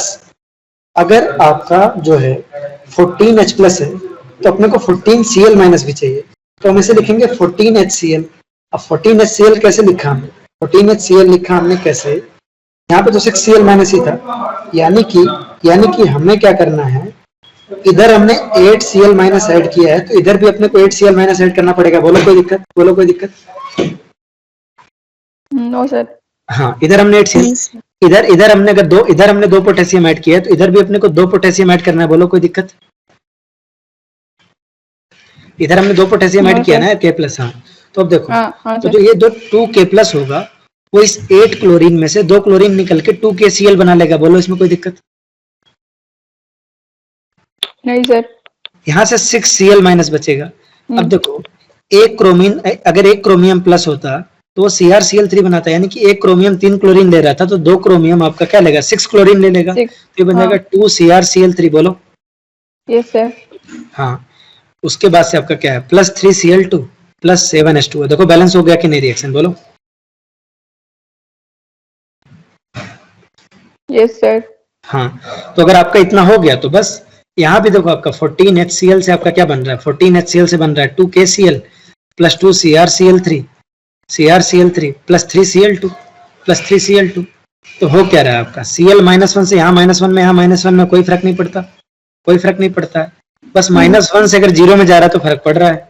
तो -1 से 0 जाने में 1 इलेक्ट्रॉन का एक्सचेंज, तो ऐसे 6 एटम के लिए होगा ना, ऐसे 6 एटम के लिए होगा। ये एक क्लोरीन जो है, एक क्लोरीन है, 2 क्लोरीन है, ऐसे 3 मॉलिक्यूल है, तो क्लोरीन के कितने एटम हो जाएंगे 3Cl2 में? 6 एटम। तो यहाँ से आप देखोगे कि एक क्लोरीन से आपका 1 इलेक्ट्रॉन का एक्सचेंज है, तो टोटल 6 क्लोरीन एटम से कितने हो जाएंगे? 6 इलेक्ट्रॉन का एक्सचेंज हो जाएगा। तो ये ओवरऑल आपका क्या हो रहा है? 14 मोल्स ऑफ HCl जो है, कितने इलेक्ट्रॉन का एक्सचेंज कर रहे हैं? 6 इलेक्ट्रॉन का कर रहे हैं। 14 मोल्स आपके क्या कर रहे हैं? 14 मोल्स ऑफ HCl आपके क्या कर रहे हैं? 6 मोल्स का कर रहे हैं। तो 1 मोल क्या करेगा आपका? 6/14 क्या करेगा आपका? 6/, तो n फैक्टर की वैल्यू क्या हो जाएगी? 6/14 आ जाएगी। तो अगर आपने इस इक्वेशन को सिंपली बैलेंस कर लिया होता तो आपका ये क्वेश्चन सही हो जाता, क्योंकि इसके आगे का तो आपको बहुत अच्छे से आता है ना? मतलब इसमें थोड़ा प्रिंटिंग मिस्टेक भी था वैसे, तो ये क्वेश्चन तो चलो मान लिया कि आपका इस तरह से गलती हो गया होगा। चलो अब नेक्स्ट पे आते हैं। नेक्स्ट क्वेश्चन तो बहुत आसान है। नेक्स्ट क्वेश्चन देखो क्या कह रहा है, क्वेश्चन नंबर 38। क्वेश्चन नंबर 38 क्या कह रहा है, ध्यान दो। क्वेश्चन नंबर 38 कह रहा है कि the energy required to convert all atoms present in 1.2 gram of magnesium. अब देखो 1.2 ग्राम ऑफ मैग्नीशियम दिया हुआ, 1.2 ग्राम ऑफ मैग्नीशियम दिया हुआ है। 1.2 ग्राम ऑफ मैग्नीशियम में कितने मोल्स हो जाएंगे? तो मोल्स ऑफ मैग्नीशियम आप निकाल सकते हो, कैसे आएगा? Given mass upon molar mass. यहाँ से इसको सॉल्व करेगा तो आएगा 0.05। बोलो कोई दिक्कत 0.05 में? No sir. हाँ, आपको आयनाइजेशन एनर्जी 1 की वैल्यू दी हुई है, आपको कितनी? 120। आयनाइजेशन एनर्जी 2 की वैल्यू दी है आपको 240 किलो जूल। यहाँ से दोनों को अगर आप जोड़ेंगे I1 प्लस I2 को अगर आप जोड़ेंगे तो आएगा 360 किलो जूल पर मोल। इतना लगेगा आपको दोनों इलेक्ट्रॉन निकालने में एक मोल के। अगर एक मोल के लिए जो एनर्जी लग रही है, अगर एक मोल के लिए जो एनर्जी लग रही है वो 360 लग रही है, तो 0.05 के लिए जो एनर्जी लगेगी वो लगेगी 0.05 इंटू 360। इसको आप कायदे से सॉल्व करोगे तो आएगा 18 किलो जूल। बोलो कोई दिक्कत? नो नेक्स्ट देखो, नेक्स्ट आपका क्वेश्चन नंबर 39। क्वेश्चन नंबर 39 क्या कह रहा है? बहुत आसान है। क्वेश्चन नंबर 39 कह रहा है कि आपको इनकरेक्ट स्टेटमेंट बताना है। इनकरेक्ट स्टेटमेंट बताना है तो सारे ही देखो, सारे स्टेटमेंट करेक्ट है एक्सेप्ट इसके कि जो इलेक्ट्रॉन एफिनिटी होती है, इलेक्ट्रॉन गेन एंथैल्पी जो होती है, वो जो है क्लोरीन का ज्यादा आ जाता है फ्लोरीन से। तो मालूम ही है ना, क्लोरीन का ज्यादा होता है फ्लोरीन से, क्योंकि फ्लोरीन की साइज बहुत छोटी होती है, रिपल्सन बहुत ज्यादा होता है। ये तो मालूम है आपको, आइडिया है इसका अच्छे से? Yes sir. हाँ। Yes sir. हाँ, तो क्लोरीन की साइज फ्लोरीन से ज्यादा आती है ना। तो क्लोरीन का आपका क्या आएगा, इलेक्ट्रॉन गेन एंथैल्पी ज्यादा आता है। ये एक्सेप्शन होता है, इसको आपको याद ही रखना है, आपको पढ़ाया गया प्रॉपर्ली। तो ये स्टेटमेंट इसमें करेक्ट इनकरेक्ट दिया हुआ है, इसको आप करेक्ट कर लेंगे, ये आपका सही आंसर हो जाएगा। नेक्स्ट क्वेश्चन है आपका क्वेश्चन नंबर 40। क्वेश्चन नंबर 40 क्या कह रहा है? क्वेश्चन नंबर 40 कह रहा है कि कौन से एलिमेंट जो है सेम ग्रुप को बिलोंग करते हैं। तो एक आपका 13 और 31 है। 13 नंबर क्या होता है आपका? एल्युमिनियम होता है। और 31 क्या होता है आपका? 31 गैलियम होता है। एल्युमिनियम और गैलियम आपके क्या होते हैं? सेम ग्रुप के होते हैं। आप इसको ऐसे भी देख सकते हो कि 13 ग्रुप की बात कर रहा है, यानी थर्ड पीरियड से अगर आप फोर्थ पीरियड में जाओगे तो आप इसमें 18 ऐड करना पड़ेगा। आपको बता रखा है, ये तो याद आ रहा है, 18 ऐड करना होगा तो 31। तो ये सेम ग्रुप में आ जाएंगे। इस क्वेश्चन में थोड़ी ना दिक्कत हुई होगी। इस क्वेश्चन में किसी का गलती हुआ है? इस क्वेश्चन में भी किसी का गलती हुआ है क्या? नो पक्का सही हुआ है ना सबका ये वाला? यस हाँ। नेक्स्ट पूछ रहा है आपका पैलेडियम के लिए। तो पैलेडियम का जो इलेक्ट्रॉनिक कॉन्फ़िगरेशन होता है, हाँ, पैलेडियम का जो इलेक्ट्रॉनिक कॉन्फ़िगरेशन होता है, हाँ बोलो। सर वो मैग्नीशियम वाला क्वेश्चन, उसका आंसर 36 है। नहीं 18 आएगा। क्यों? दो क्वेश्चन। हाँ सर वो नहीं आया ठीक से। अच्छा, उसका 36 कैसे होगा? अरे यार देखो, बहुत आसान है, ध्यान दो। उधर ही चलते हैं।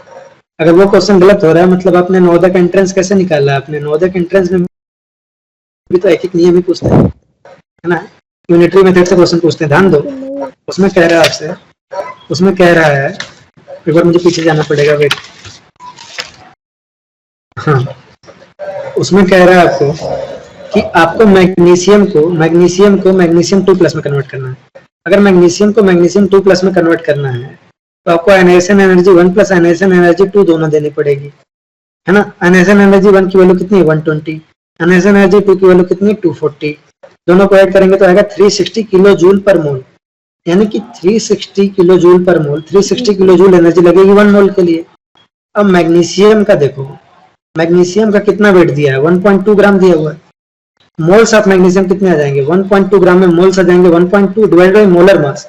मोलर मास 24 होगा। शायद आपने इसको 12 कर दिया होगा। इसको 12 कर दिया था क्या आपने? Yes sir. हाँ, ऐसे सिली मिस्टेक्स ना करें। तो ये मोलर मास आपका 24 हो जाएगा, तो मोल्स आ जाएंगे आपके यहाँ से निकल के 0.05।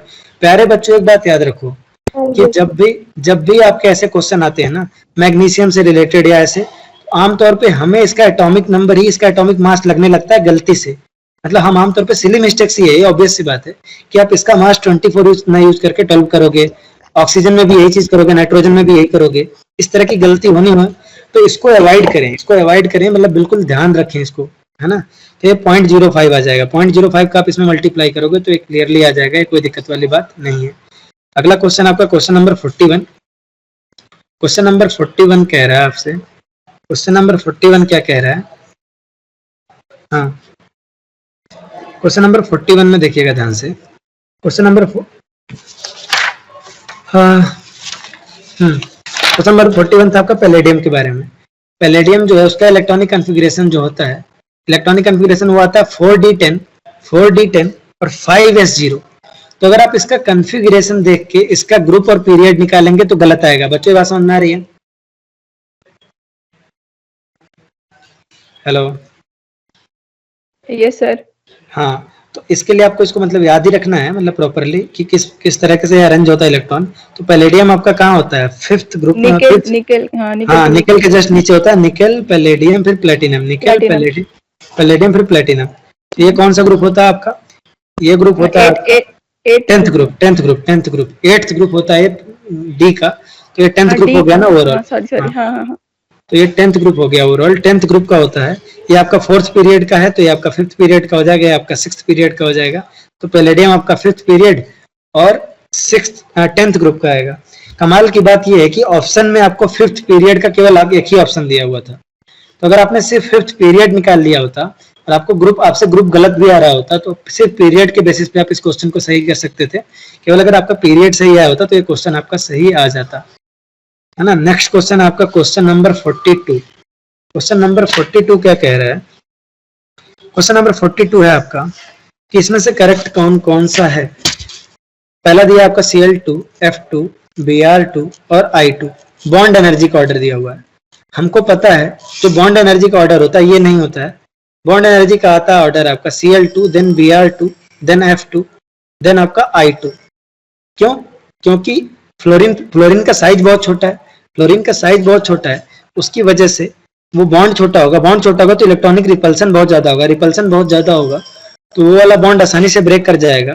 तो फाइनली जो ऑर्डर आता है वो क्या आता है, Cl2 then Br2 then I2 then आपका मतलब Cl2 देन Br2 देन आपका F2 देन I2। बोलो इसमें कोई दिक्कत? तो ये आपका गलत हो जाएगा। बोलो इसमें कोई दिक्कत? जो बॉन्ड डिसोसिएशन एनर्जी का ऑर्डर आएगा वो आएगा Cl2 then Br2 then F2 then I2। इसमें किसी को दिक्कत कोई? नहीं सर। हाँ ओके चलो, तो ये वाला आपका गलत हो गया, तो ये ट्रू नहीं हुआ। नेक्स्ट है आपका सेलेनियम है ना, सॉरी सल्फर, सेलेनियम, टेलुरियम और ऑक्सीजन। ऑब्वियस सी बात है, जैसे आपने देखा था कि फ्लोरीन और क्लोरीन में, क्लोरीन है ना, फ्लोरीन की साइज छोटी होने की वजह से, रिपल्सन ज्यादा होने की वजह से क्लोरीन जो है आपका उसका इलेक्ट्रॉन गेन एंथैल्पी फ्लोरीन से ज्यादा हो जाता है। वैसे ही आपका इस ग्रुप में, सल्फर वाले ग्रुप में ऑक्सीजन सबसे लास्ट में चला जाता था। ये क्वेश्चन बाई पर्पज मैंने दिया था आपको ताकि आपको याद रहे, है ना, ताकि आपको याद रहे। पीरियोडिक टेबल में आपने इसको पढ़ा होगा, याद है ढंग से कि नहीं?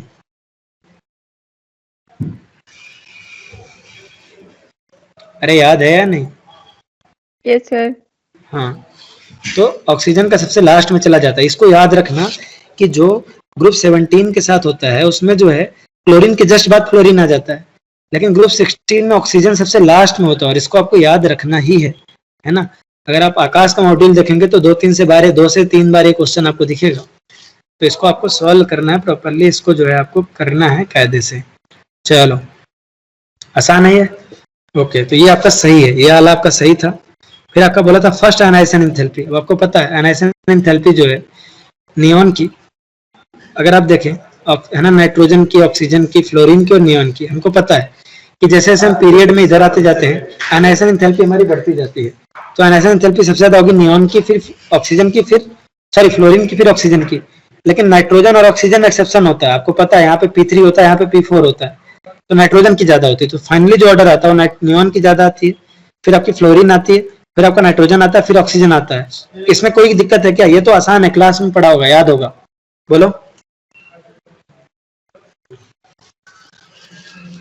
बोलो इसमें कोई दिक्कत है क्या? जो ऑर्डर आता है आयनाइजेशन एंथैल्पी का ऑर्डर आता है नियॉन, फिर फ्लोरीन, फिर नाइट्रोजन, फिर ऑक्सीजन।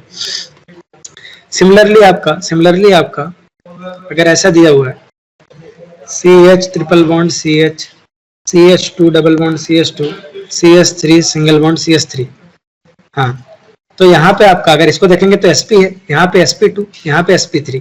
परसेंटेज एस कैरेक्टर जाता तो इलेक्ट्रोनेगेटिविटी जाता, तो इसका मतलब ये भी सही है। यानी कि जो B, C और D ये तीनों स्टेटमेंट सही हैं, तीनों ही स्टेटमेंट सही हैं, है ना। आप में से कितने लोगों ने केवल C एंड D मारा था? मुझे पता है बहुत सारे लोगों ने C एंड D मारा होगा। इसमें केवल C एंड D मारा या नहीं मारा? B एंड C D सही होगा, तो C एंड D कितने लोगों ने मारा था? C and D yes sir, yes sir. Notes में नोट्स में तो मतलब टेलीविजन मतलब उसके ऑर्डर में टी नहीं था इसलिए। ओके ओके ओके, ध्यान रखो। तो ध्यान रखो आगे से। तो बी सी डी, इसीलिए मैंने जानबूझ के क्वेश्चन दिया। डोंट वरी, मैं आप लोग के वो चैप्टर जो आप लोग के अच्छे नहीं है उस पर जानबूझ के ऐसे क्वेश्चन देकर आपका स्ट्रॉन्ग करा दूंगा। और धीरे धीरे टेस्ट का लेवल डिफिकल्ट ही होगा, आसान नहीं होगा। आपके जब एग्जाम नियर आएंगे तो आपके फिर टेस्ट आसान कराते रहेंगे ताकि आप मोटिवेटेड रहें, लेकिन धीरे धीरे आपका कठिन ही होगा, एग्जाम आसान नहीं होगा। नेक्स्ट कह रहा है आपसे क्वेश्चन नंबर 44। क्वेश्चन नंबर 44 बहुत आसान है। क्वेश्चन नंबर 44 में कह रहा है कि एस इलेक्ट्रॉन नियॉन में कितने हैं। नियॉन में एस इलेक्ट्रॉन, नियॉन का कॉन्फ़िगरेशन मान लो 1s2 2s2 2p6। तो एस इलेक्ट्रॉन कितने हुए? नियॉन के पास जो एस इलेक्ट्रॉन है वो कितने हैं? 4 हैं। तो बोल रहा है वो कितने हैं? जितने आपके ऑक्सीजन में पी इलेक्ट्रॉन है, जितने ऑक्सीजन में क्या है? पी इलेक्ट्रॉन है। ऑक्सीजन का देखो 1s2 2s2 2p4। ऑक्सीजन में पी इलेक्ट्रॉन कितने हैं? 4। तो नियॉन में जो है एस इलेक्ट्रॉन कितने हैं? 4। और ऑक्सीजन में एस इलेक्ट्रॉन कितने? पी इलेक्ट्रॉन कितने? 4। ऑल्दो एस भी 4 है लेकिन पी इलेक्ट्रॉन क्या है? 4। ऑप्शन में ये दिया हुआ था तो आपका करेक्ट हो जाएगा ऑप्शन नंबर 1। लास्ट आपका question number 45, very easy question. Question number 45 है, कह रहा है आपका एक मेटल है जिसके लिए आयनाइजेशन एंथैल्पी की वैल्यू 10 20 50। इतना फेमस क्वेश्चन है कि पूछो मत। ये क्वेश्चन मतलब हर जगह आपको मिलेगा, बहुत आसान है, ऐसा है। तो ध्यान देना, आयनाइजेशन एंथैल्पी की वैल्यू 10 है, 20 है, 50 है, कंपेरेबल है। अचानक से आयनाइजेशन एनर्जी की वैल्यू बहुत ज्यादा हो गई, यहाँ पे 2000। अचानक से जो आयनाइजेशन एनर्जी की वैल्यू है यहाँ पे 2000 आ गई है। कहने का मतलब क्या है? पहले 10 था, फिर 20 था, फिर 50 था, फिर 2000 आया। अचानक से बहुत ज्यादा आया है यहाँ पे। इसका मतलब यहीं पे आके उसने जो है इसी पोजीशन पे आके उसने क्या किया होगा? आपका नोबल गैस कॉन्फ़िगरेशन अटेन किया होगा। नोबल गैस अटेन किया होगा यानी कि 1 इलेक्ट्रॉन निकलेगा, 2 इलेक्ट्रॉन निकलेगा और 3 इलेक्ट्रॉन निकाल के ये नोबल गैस कॉन्फ़िगरेशन अटेन करेगा। यानी कि जो ये एटम होगा, जो ये आयन होगा, इसकी वैलेंसी होगी 3, क्योंकि 3 इलेक्ट्रॉन यहाँ से आसानी से निकल जाएंगे। तो इसकी वैलेंसी 3, ऑक्सीजन की वैलेंसी 2, मल्टीप्लाई कर लेंगे तो आएगा आपका M2O3। तो M2O3 will be the correct formula. M2O3 will be the correct formula. ये होता है आपका डिस्कशन। किसका? ये डिस्कशन है आपका, है ना, DT8 का। DT8, हाँ मेरी बात सुनो, DT8 का डिस्कशन होता है आपका यहाँ पे फिनिश। अब हम मिलेंगे DT9 के डिस्कशन में, उससे पहले और भी मिलेंगे। तो अब हम बात कर लें